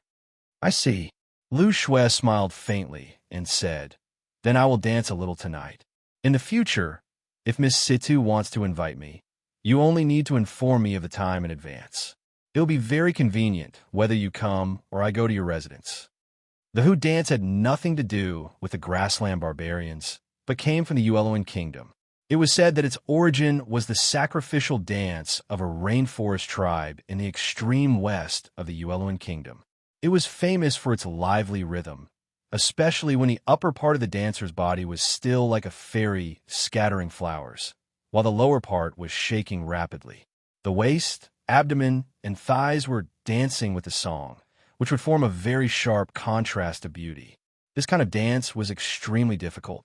The lower 3 kicks were relatively easy to achieve, but it was extremely difficult to complete the middle 3 kicks or even the upper 3 kicks while keeping the upper part of the upper body modestly still. The best Hu dance girl in the world was in Chang and of the Tang Empire in the House of Red Sleeves. She was Lu Shui. In the sound of the pipa, there was a faint flute fluttering. The lights in the quiet building dimmed slightly. When the curtain was lifted, Lu Shui, who was wearing a gauze dance gown that exposed her abdomen and wrapped around her buttocks, walked in. Her eyes were gentle and her hands were clasped in front of her white breasts. Neither her fingertips nor her eyelashes trembled. However, her bare snow-like feet were slowly dancing to the music, especially as the pipa became more and more urgent. The frequency of her feet stepping on the stage became faster and faster. Her thighs and buttocks, tightly wrapped by the gauze dance gown, kept shaking like lightning, and her exposed abdomen swayed with fine lines after the dance. Countless cheers rang out, and then the building returned to a warm and lively atmosphere. Situ Elon seriously toasted Lu Shui, and everyone casually said a few words. Lu Shui, who looked tired, gently apologized and went back to her own yard to rest. Huxian was the best accompaniment to wine. Tonight, there were more than 20 young students in the House of Red Sleeves, who were in the middle of their youth. Immediately, the wine went down quickly. The elegant sound of Meng Shu's drinking was mixed with the sound of chips being tossed. The hall was lively and cheerful. Tonight, Ning Ke had been pushed into the limelight by Chu Yu Xian and the manager of the brothel. Naturally, he became the center of the drinking scene. Regardless of whether they were familiar with each other or not, the students all went up to him and tried to persuade him for various reasons. In the beginning, they would still play drinking games and play drinking games. But when they realized that Ning Ke was really a genius at playing drinking games and playing drinking games, and after he won more than 10 rounds, the drinking games became drinking games. Ning Ke liked to drink, and he liked the taste of wine even more. These years, he had been drinking with Sang Sang. But it was a pity or sad that after drinking for so many years, his capacity for liquor did not increase at all.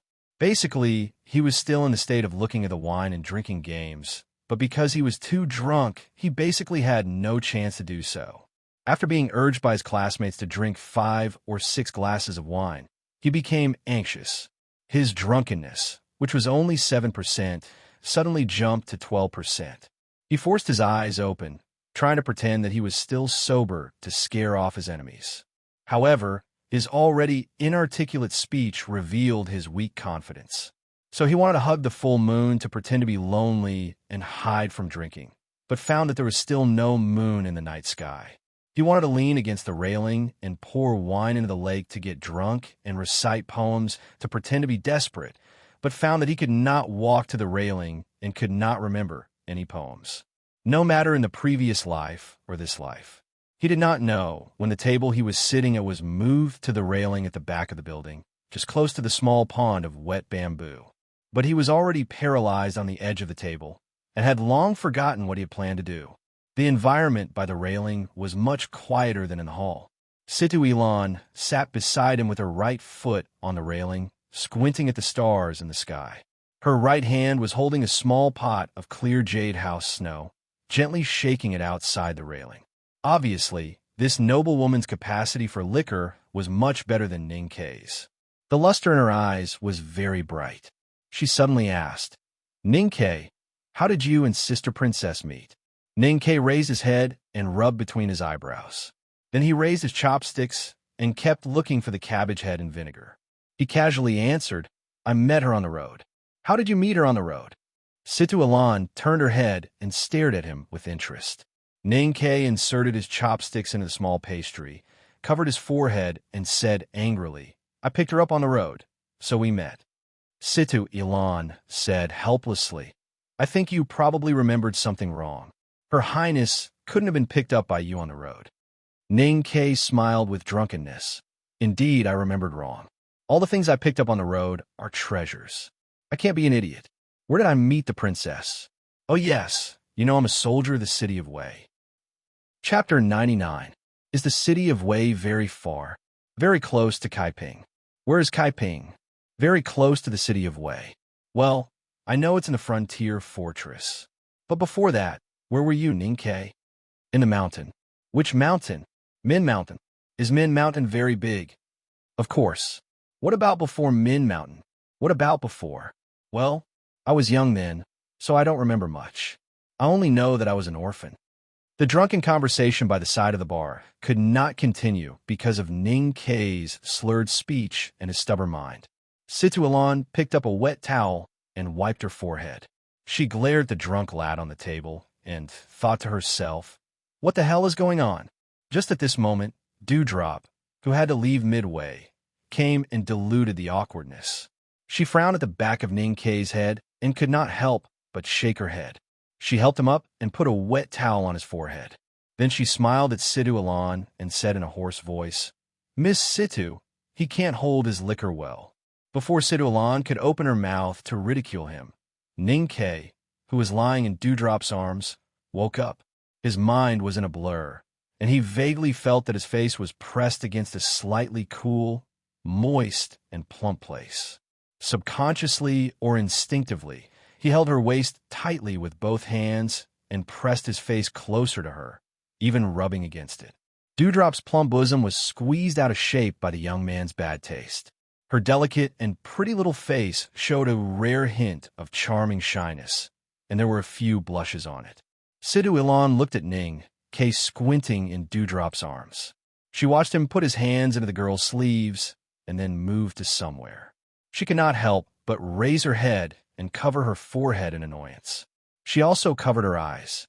After all, she was a noble lady of the Yunhui general's mansion in Chang. Seeking pleasure in the brothel was just a matter of elegance.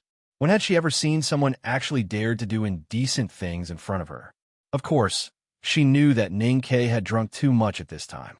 He was so drunk that he might not even be able to tell whether he was hugging a waist or a willow, rubbing a chest or a big steam bun. But for an unmarried girl, even one who was famous for being bold and unrestrained in Chang and city, this scene was really unbearable. She stood up in embarrassment and anger, pulled Ning Ke up, and continued to pour wine into his mouth. Ning Ke vaguely felt that someone was trying to force him to drink more wine. How could he allow that to happen? He hugged Dewdrop's waist tightly and refused to let go. His palm slid down her lapel and kept rubbing the girl's soft and plump abdomen. He kept muttering nonsense like this is better than drinking wine, and I won't drink anymore. Dewdrop giggled as he touched her.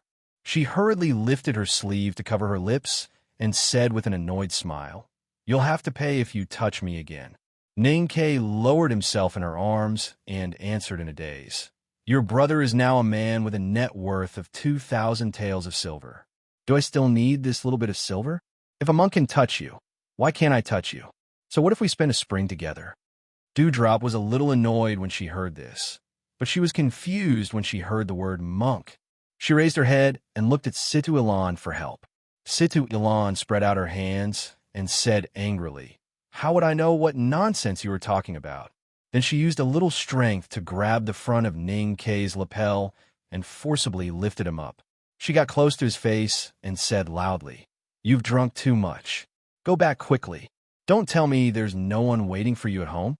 No one knew whether it was because he had been blown by the night wind for a long time, or because Situ Ilan shook him hard, or some key words in this sentence that touched the sensitive soul in Ning Ke's mind. He suddenly stiffened and slowly woke up. He opened his dull eyes and looked at the night view outside the fence and murmured, "Yes, there's someone waiting for me at home." Situ Ilan and Dewdrop looked at each other and heaved a sigh of relief at the same time. They were not concerned about where Ning Ke got the 2,000 taels of silver from. What they were happy about was that the two of them finally did not have to accompany this young master, who suddenly became rich from the poor, to go crazy. However, to their surprise, Ning Ke stood up shakily, broke away from Situ Ilan's hand, and gently avoided her. Dewdrop, who wanted to help him, staggered into the building. She grabbed a writing brush from the accountant's office and tore a page of the account book. Yushan leaned against the table and wrote some numbers in cursive with drunken eyes. Then he said, "Send it back to Lin 47th Street for me." Dewdrop moved closer to take a look and saw a few words scribbled on the account book. The frame of the words was crooked and scattered, and the white strands were unclear. If one did not look carefully, they would not be able to tell what was written. Young Master sang, "I'm drunk today, so I won't come back to sleep. Remember to drink the chicken soup left in the pot." Ning Ke was a man who looked gentle on the outside, but was extremely calm and self-controlled in his bones. He knew very well that he could not hold his liquor, so he rarely lost control of himself after drinking too much except when he was drinking with Sang Sang. However, the situation was a little different this time. He was so happy today that he felt depressed without any alcohol to liven things up. This joy that came from the bottom of his heart had nothing to do with the endless nights in the brothel, nor did it have anything to do with his classmates from the academy taking advantage of their youth. It was purely because he saw the message on the thin piece of paper in the old library. In the warm afternoon sunshine, he vaguely saw the direction of the door to the wonderful world. After more than 10 years of desperate searching, he finally saw a glimmer of hope. What else in the world could be more suitable than this? And what else could be more suitable than this? What else could be more suitable than this? What else could be more suitable than this?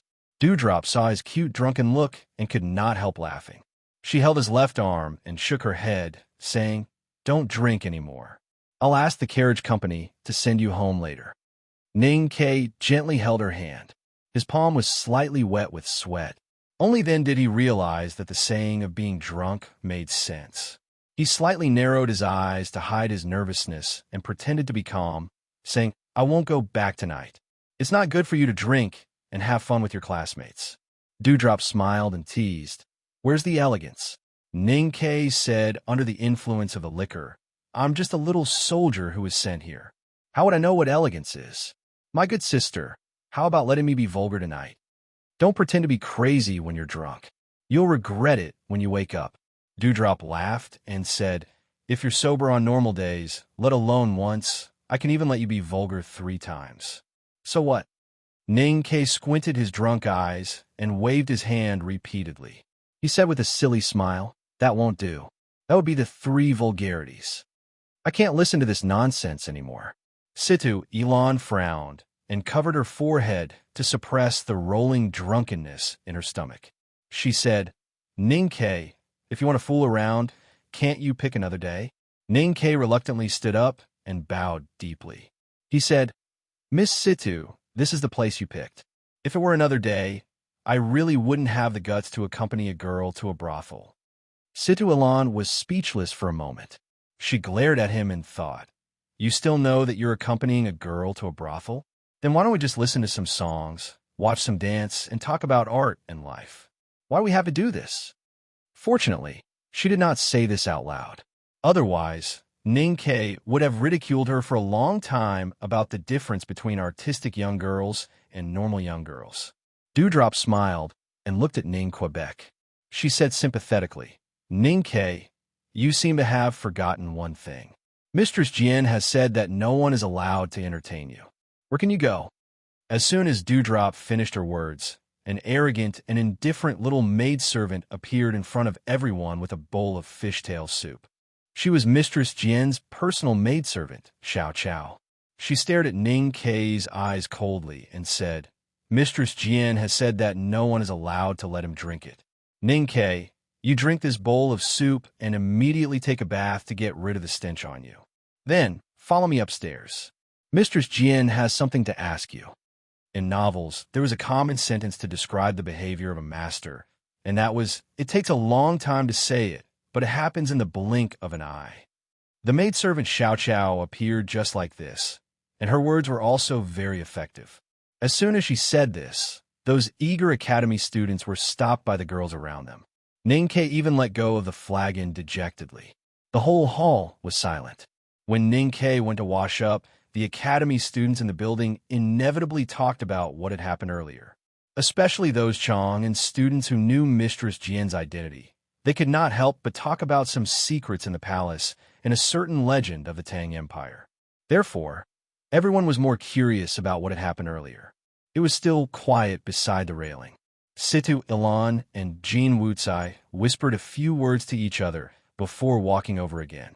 She stood not far from Dewdrop and looked curiously at this outstanding figure in the brothel in the capital city. She asked softly, "Even if Ning Ke was lucky enough to catch Mistress Jian's attention, no matter you or Lu Shui, with your current status, you don't need to deliberately curry favor with him. Therefore, I'm very curious about why." It's interesting that Ning Ke was tricked into this brothel. That night, Mistress Jian made it clear that the girls in this brothel are not allowed to serve him. It's okay for other brothels in Chong, but none of the girls in this brothel dare to disobey Mistress Jian's order. However, he still comes here often. What does this mean? Dewdrop's eyes moved, and she replied, softly with a smile, "This means that the young man comes here to chat with us girls, and we, in fact, really want to chat with him." Situ Elon supported her chin with her hand and leaned against the railing thoughtfully. Dewdrop smiled and continued. We like to chat with him because we can't just chat with him in our daily chats. We always have to think about how to make those censors happy and vice ministers happy. And Ning K likes to chat with us because he has pressure in his bones and needs to chat to relax. Now, it seems that he can only really relax by chatting with girls like us in a place like this. Situ Elon frowned, and her eyes were filled with the curiosity of a young girl. What pressure can he have? I don't know what's wrong with Ning K's life, but I know there must be something wrong. Dewdrop gradually stopped smiling and said pitifully, "In your eyes, Ning K is just a calm and simple lad. Only the poor people like us, who have seen countless hardships, can see the pitifulness hidden in his body." Finally, this popular girl in Chong and said softly, "Besides, I'm also an orphan without parents." Chapter 100. Ning K pushed open the red door, lifted the bead curtain, and walked into the dimly lit quiet room. He drank 2 big bowls of fishtail soup to sober him up, took a hot bath, and was heavily ravaged by the master chef on the bamboo bed where someone had died. The previous drunkenness had already faded by half, and he had become much more sober.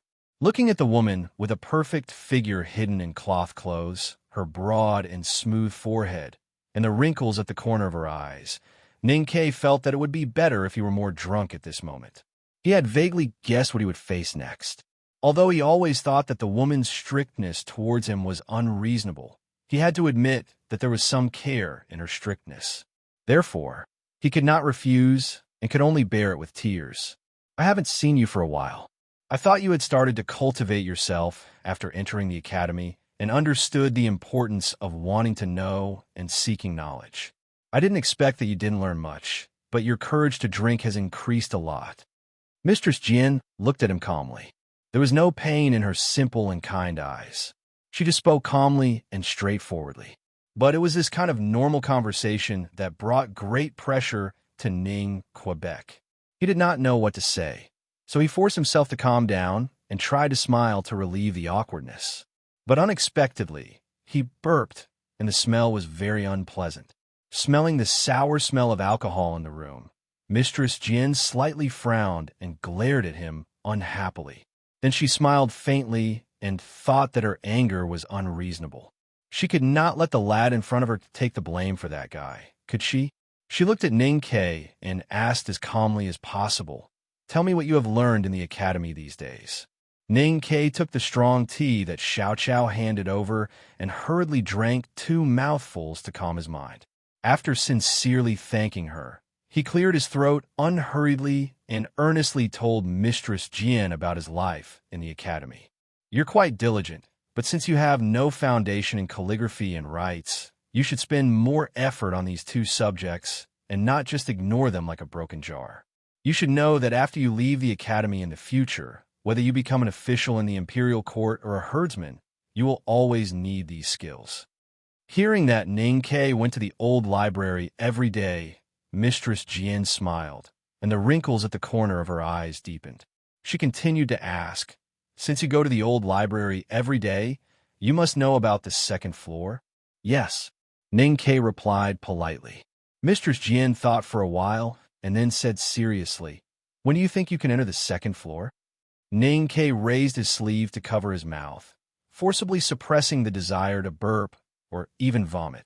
He shook his head and replied, "Anyone who can enter that place is a cultivation genius. But my body can't carry out cultivation at all, so I dare not have any thoughts of entering the 2nd floor. Can't you grow up a little? It's rare for you to enter such a good place like the academy, so you should cherish the opportunity to learn. Don't talk nonsense about being infatuated." Mistress Jian looked at him, frowning and shaking her head. She sighed at his lack of ambition. Years ago, she saw that guy riding a donkey and riding it all the way to the 2nd floor. Now she vaguely associated Ning K with that guy in her heart, and inevitably had some thoughts of making up for the regret. She could not help but continue to persuade him. The academy itself is a place to create miracles. But if you don't think miracles can happen, then no one can help you. Ning K did not know that Senior, who rode a little black donkey straight into Chong and finally made a name for himself in the world, but eventually disappeared like duckweed in the wind and rain. Naturally, he did not understand why Mistress Jian paid so much attention to a poor boy like him. He knew there must be some reasons behind this attention, but he did not care what those reasons were. In the face of a kind woman's earnest teaching, he was still sincerely grateful, because he had always lacked this part of his life. In his previous life, the back seat of a bicycle might be another form of care, but he did not like it. In this life, he also had it before he was 4 years old, but it was eventually swallowed by blood. Because he was sincerely grateful, or even moved, Ning Ke answered Mistress Jian's questions carefully and seriously, and his speed was a little slow. But in Mistress Jian's eyes, this made her feel a little annoyed. You and I are neither relatives nor friends. If it were not for the passion in my heart, I would not have bothered to say these words to you. So don't have any negative feelings. I'm not doing you any harm by asking you to cherish the opportunity to study in the academy. Mistress Jian looked at him seriously and said, Last time I told you that rich young masters like Chu Yuxian can play here, but a poor boy like you is not qualified to play here. Today it is even more so. Chong and noble ladies like Miss Situ and Miss Jean can play here, but you're not qualified to play here. They're close to you because they find you amusing and are temporarily curious about you. This interest is not necessarily malicious, but it is not real respect. If you want to be their real friend, then you must have some ability and bearing that is worthy of their respect. If you can enter the second floor of the academy, I believe that everyone in the world will be willing to be your friend. Mistress Jian picked up the golden orchid dew on the table and took a sip to moisten her throat. Then she looked up at him and continued calmly. In the future, you can come to the brothel to relax, but not too often. You can't drink too much. I am a nanny in the brothel, so I don't think that loitering in the brothel is a lowly behavior, but I also don't think that it is a good thing to do. 30 years ago, the great poet Mr. Chao Si-Yuan spent the first half of his life in the brothel, but who dared to disrespect him? He even married the prime minister's daughter, but it was not because he had made a name for himself in the brothel, but because his poetry was unparalleled in the world and he was talented. The Tang Empire values talent.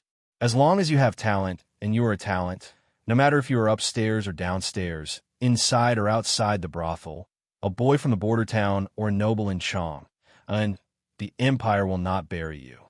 After the lecture, Ning Ke went downstairs with his hand on his forehead and found that the gathering in the hall had ended. After asking the steward in the building, he found out that eldest young Miss Sidu was the one who finally paid for the gathering of his classmates. When he heard this news and thought about how he could maintain his 2,000 taels of silver for a while longer, he couldn't help but feel very lucky. When he was about to say goodbye to Dewdrop and the others, the maidservant Xiao Chao, who had received Mistress Jian's order, chased him to the horse carriage and ordered the coachman to send the drunken lad back to Lin 47th Street as fast as possible. Sitting in the galloping horse carriage, Ning Ke felt like dying, drunk, and nauseous. But somehow his mind was clear, and he kept thinking about that serious question. I did not hesitate to destroy my body and spirit to stay in the old library to enter the second floor of the academy. It was because I like it, but also because I want to take revenge and improve my strength. Do I have to add another reason in the future to be able to roam the brothel? When Ning Ke was lost in his thoughts on the horse carriage, another guest came to Dewdrop's courtyard. As one of the popular girls in the House of Red Sleeves, she had the right to choose and even reject guests to a certain extent, except for regular guests like the censor Zhang Yiqi. But for this guest who just entered the courtyard late at night, she just forcibly wiped away the gloomy expression on her face and forced herself to pour tea for him. Go wash your face. A pretty girl like you can't be as dirty as me. The guest who entered the courtyard late at night was a tall and thin old man wearing an extremely old Taoist robe. His robe was stained with oil stains here and there, and there seemed to be a few leftover rice grains between the lapels of the robe.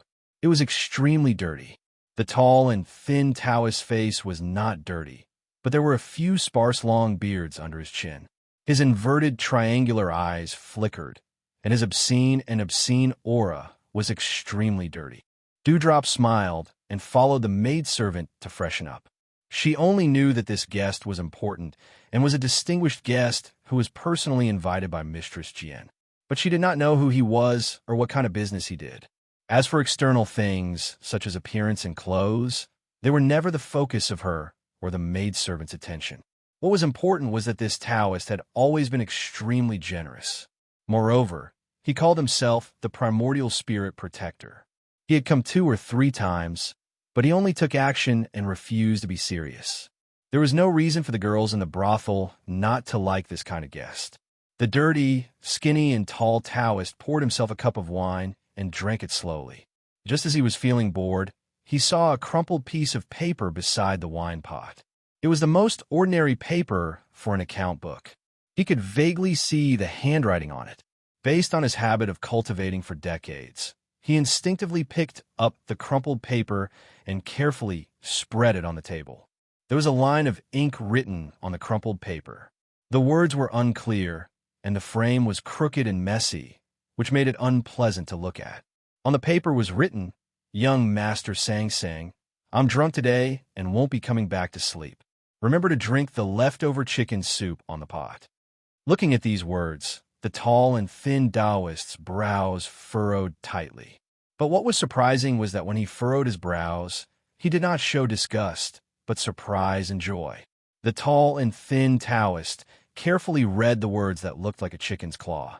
His eyes finally fell on the word chicken soup at the end of the sentence.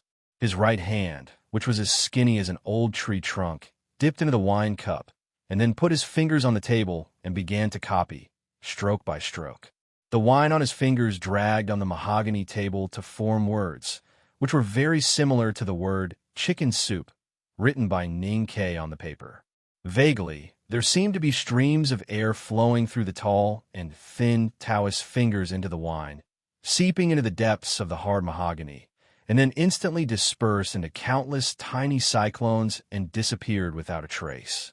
Dewdrop, who was dressing up outside the room, seemed to have sensed something. She looked at the reflection of the sky, full of stars in the basin in front of her, and was stunned. She did not know why she suddenly felt homesick. She missed the warm home that only existed in her imagination and had never appeared in her life. She missed the taste of her mother's chicken soup that she had never tasted before. Chapter 101. The lanky Taoist dipped his finger in the wine and wrote on the mahogany table. Soon he copied the 29 characters on the account book paper. He put his finger into his dry lips and licked it. Then he put his hands behind his back, lowered his body, and put his face close to the table. He carefully continued to examine the paper on the account book paper. As he read, he frowned more and more, shook his head more and more frequently, and looked more and more confused. He murmured, "What kind of writing is this? I've never seen it before. There is no fluctuation of primordial chi, but why is the meaning of the brush so abundant? It's obviously scattered to the point of a mess, but why can it make people suddenly nervous after concentrating on it?" The lanky Taoist shook his head and stood up straight. He walked half a circle in the room, and then quickly walked back to the mahogany table. He lowered his head and continued to look at the handwriting on the account book paper. He still frowned and shook his head, saying repeatedly, "It doesn't make sense. It doesn't make sense. Does it make sense? It doesn't make sense." No matter how the 3 major cultivation sects or countries quarreled with each other, no one dared to disrespect the divine talisman master. That was because there were few cultivators in the world, and the divine talisman master was even rarer. The divine talisman master, who stood between the secular world and the secular cultivation, could create wind and rain and startle ghosts and gods when he wrote. He was too important for cultivation and war, and was an almost non-renewable resource. The Tang Empire was the most powerful country in the world. However, it never had more than 10 divine talisman masters. Most of them had already left the secular world and lived in seclusion in the academy or in the forest. They devoted their remaining life to finding the secrets between the veins of heaven and earth. There were not many divine talisman masters who were still in the world. 2 of the 4 divine talisman masters in the South School of Haotian Taoism were messengers sent to Chang by the West Hill Divine Palace to show their power. They did not stay in Chang and for long, so there were only two divine talisman masters in the South School of Haotian Taoism. The lanky priest who visited the House of Red Sleeves at night was one of the two divine talisman masters. His name was Yin Sei, the senior brother of Li Qingfeng, the nation master of the Tang Empire, and the high minister of offerings of the South School of Haotian Taoism. He was fond of strong wine, beautiful women, and wonderful books. In terms of the art of calligraphy and talisman, he was already one of the top figures in the world. That night, when it was raining heavily in the spring rain, he drew a well talisman with the help of the rainwater in the alley and scared Wang Jinglu, the cultivation genius of the Tang Empire, who was known to be invincible below knowing destiny, into a crying fat boy. In addition to all kinds of magical talisman techniques, divine talisman masters were most praised for their wonderful realm and ability of painting on the desk and paper. There was a saying in the world that a great painter could not become a divine talisman master if he did not have the potential for cultivation. However, all divine talisman masters must be great calligraphers or great painters who could leave their names in history. Yin Sei was a divine talisman master who frequented brothels for pleasure. As long as he was willing, he could become a leading figure in the world of calligraphy. But such a figure was so interested in the scribbled handwriting on an account book that he could not understand it even after racking his brains. If the calligraphers of the Tang Empire or the powerhouses in the cultivation world saw this scene, they would definitely be shocked speechless. And they would definitely be very curious about who on earth was this person who could write these words that could make a divine talisman master feel distressed. It was not because Ning Ke had great ability that the dignified divine talisman master, Yin Sei, racking his brains, could not understand a piece of cursive handwriting. It was because of various reasons that he happened to be in a certain state of mind when he wrote this note tonight. Today, he was enlightened when he read the books in the old building. He forgot the meaning of the words, but remembered their shapes. Feeling happy and enlightened, he went to the brothel with his classmates to drink. In a daze, he randomly picked up the brush pen to write cursive handwriting. Then, he naturally followed the principles that he understood when he read the books in the brothel in the daytime and forgot all the strict rules of writing. Even when he was drunk, he subconsciously scattered all the rules of writing. He twisted the plum blossoms and overturned the grape trellis. But this writing method was different. It wedged the hidden interest of the cultivation method from another stiff and clumsy way. If it was another great calligrapher in Chong, in city, who read this cursive handwriting, he would not feel much. But in the eyes of a divine talisman master, he always felt that he had scratched his own itch. It was a secret place on his back that he had not scratched for 60 years. It was a place that he had not scratched in the past 60 years. But once he knew it, it itched to the bone. As for the divine talisman master Yin Sei saying that Ning Ke's cursive handwriting could not be understood, it was not wrong at all. Because Ning Ke did not understand the principles of cultivation, and the snow mountain and ocean of qi acupoints in his body were still blocked. Now he just wanted to find a winding and long path to go up the mountain, but there was still a huge rock at the end of the path. How would he get through? The meaning of the words meant that every stroke in the middle and the following strokes contained the intention and thought of the calligrapher at that time. Ning Ke's cursive handwriting of 29 words could be said to be incomprehensible. That was because he could not understand it, so the meaning was trapped in the ink and could not be penetrated. But now that the dignified divine talisman master Yin Sei had copied it, no matter how powerful Tao Chi was, he could no longer imprison the intention in the strokes and words. The wine seeped into the hard mahogany table, and the wine spread to the air and then spread to the whole house of Red Sleeves. At that time, Ning Ke was drunk when he wrote this to Sang Sang. It seemed that he wanted to express his intention to stay in the house of Red Sleeves for the night. But when the true meaning hidden in the ink was fully released, it revealed his true intention. He did not think that was his intention, or he was not willing to admit it. In the courtyard of a few plum trees in the west, Lu Shui was silent with a long flute in her arms. Her beautiful and haggard face was full of sorrow. Looking at the old plum trees in the corner of the courtyard, She missed the spring in her hometown in the south. In the courtyard of a few bamboo trees in the east, Dewdrop stared blankly at the basin full of stars. Bright tears rolled down her smooth cheeks like pearls and fell into the basin, making a soft sound. In the quiet room on the top floor, behind the bead curtain, Mistress Jin looked at the portrait beside the bed. Her broad forehead wrinkled into a deep frown. She looked at the young scholar riding a black donkey in the portrait. She looked at his familiar raised eyebrows and looked at his spirited and even arrogant laughter. Tears slowly flowed down her face. She murmured in a low voice, "Kaharan, you bastard.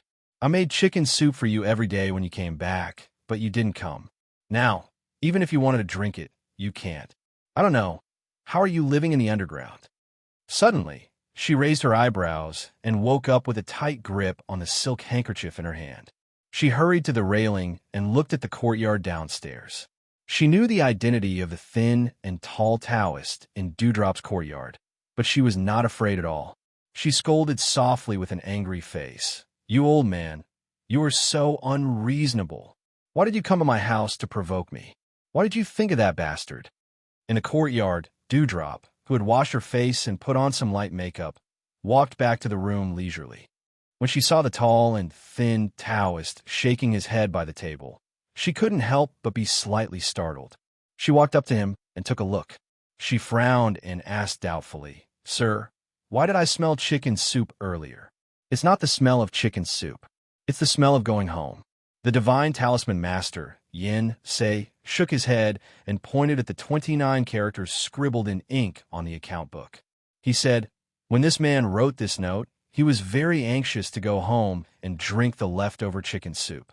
The chicken soup may not be delicious. I'm just curious about Sang Sang, who should be a woman. I don't know whether she is his fierce wife or strict mother. How could she force him to be like this? Isn't this note written by Ning Ke?" Dewdrop's delicate face was full of confusion. He didn't look like he wanted to go home at that time. Sang Sang is not his wife, but his little handmaiden. Little handmaiden? That's even more unreasonable. The divine talisman master Yin Se shook his head and no longer cared about this matter. He had never married in his life because he had seen too many fierce wives like tigers in the Tang Empire, especially in Chang'an. He only wanted to linger in the bushes of flowers and taste fresh food all day long. Therefore, he could not understand why a little handmaiden and a bowl of leftover chicken soup were worth so much of his attention. The next morning, the thin and tall Taoist left in a carriage without asking who the person who wrote the 29 characters was. After a while, Dewdrop walked over while yawning and rubbing her sleepy eyes. She had long forgotten all the emotions from last night. She took a sip of the hot tea served by the maidservant and subconsciously glanced at the table. She found that the tattered account book and notepad had disappeared, and the 29 cursive characters that the lanky Taoist had copied on the mahogany table with his finger had long dried up and disappeared. She shook her head with a smile and put down the teacup in her hand. The emerald bracelet on her wrist gently knocked on the mahogany table. A very light sound was heard, and a very fine red paint powder was shaken off the table. Dewdrop was slightly shocked and opened her eyes to look at it curiously. After a moment of hesitation, she gently wiped it with the silk handkerchief in her sleeve. Under the red paint powder was a row of extremely sloppy handwriting. These handwriting did not seem to be deep, but the traces were so deep in the wood that it could not be erased. It could be said that the handwriting had penetrated deep into the wood. "Young Master Sang Sang, I'm drunk today, so I won't come back to sleep. Remember to drink the remaining chicken soup in the pot." Dewdrop opened her eyes and stared at the scribbled handwriting on the mahogany table. She vaguely understood something. She did not know that the skinny and tall Taoist was the legendary divine talisman master, nor could she see how great karma Ning Ke would have in the future. However, she knew that the skinny and tall Taoist must have an extraordinary background. She sincerely hoped that Ning Ke would have a great karma Ning Ke would have in the future. More importantly, she had a natural sensitivity to opportunities after having seen countless people. Thus, she immediately ordered the maidservant to carefully put away the table and keep it safe for the future. On the other side, the divine talisman master Yensei went out of the brothel and boarded a shabby carriage. After a short journey in Chong and city, he met a young Taoist with a yellow paper umbrella under his armpit.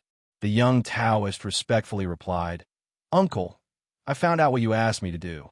That person is called Ning Ke, and he escorted the princess. Liu Qingchun has seen him and confirmed that he has no potential. I've also seen him in the academy a few days ago, but he did not even enter the course of magic skills." The divine talisman master sighed with pity. Not to mention the relationship between the lad and her highness, it was already a hopeless situation that he could not open all his acupoints. Did he have to ask the West Hill Divine Palace to gather the power of several great divine priests to help this lad open his acupoints by force? It was hard to find a successor for the wonderful talisman technique. Last night, he finally met one, but he was congenitally deficient. What a pity.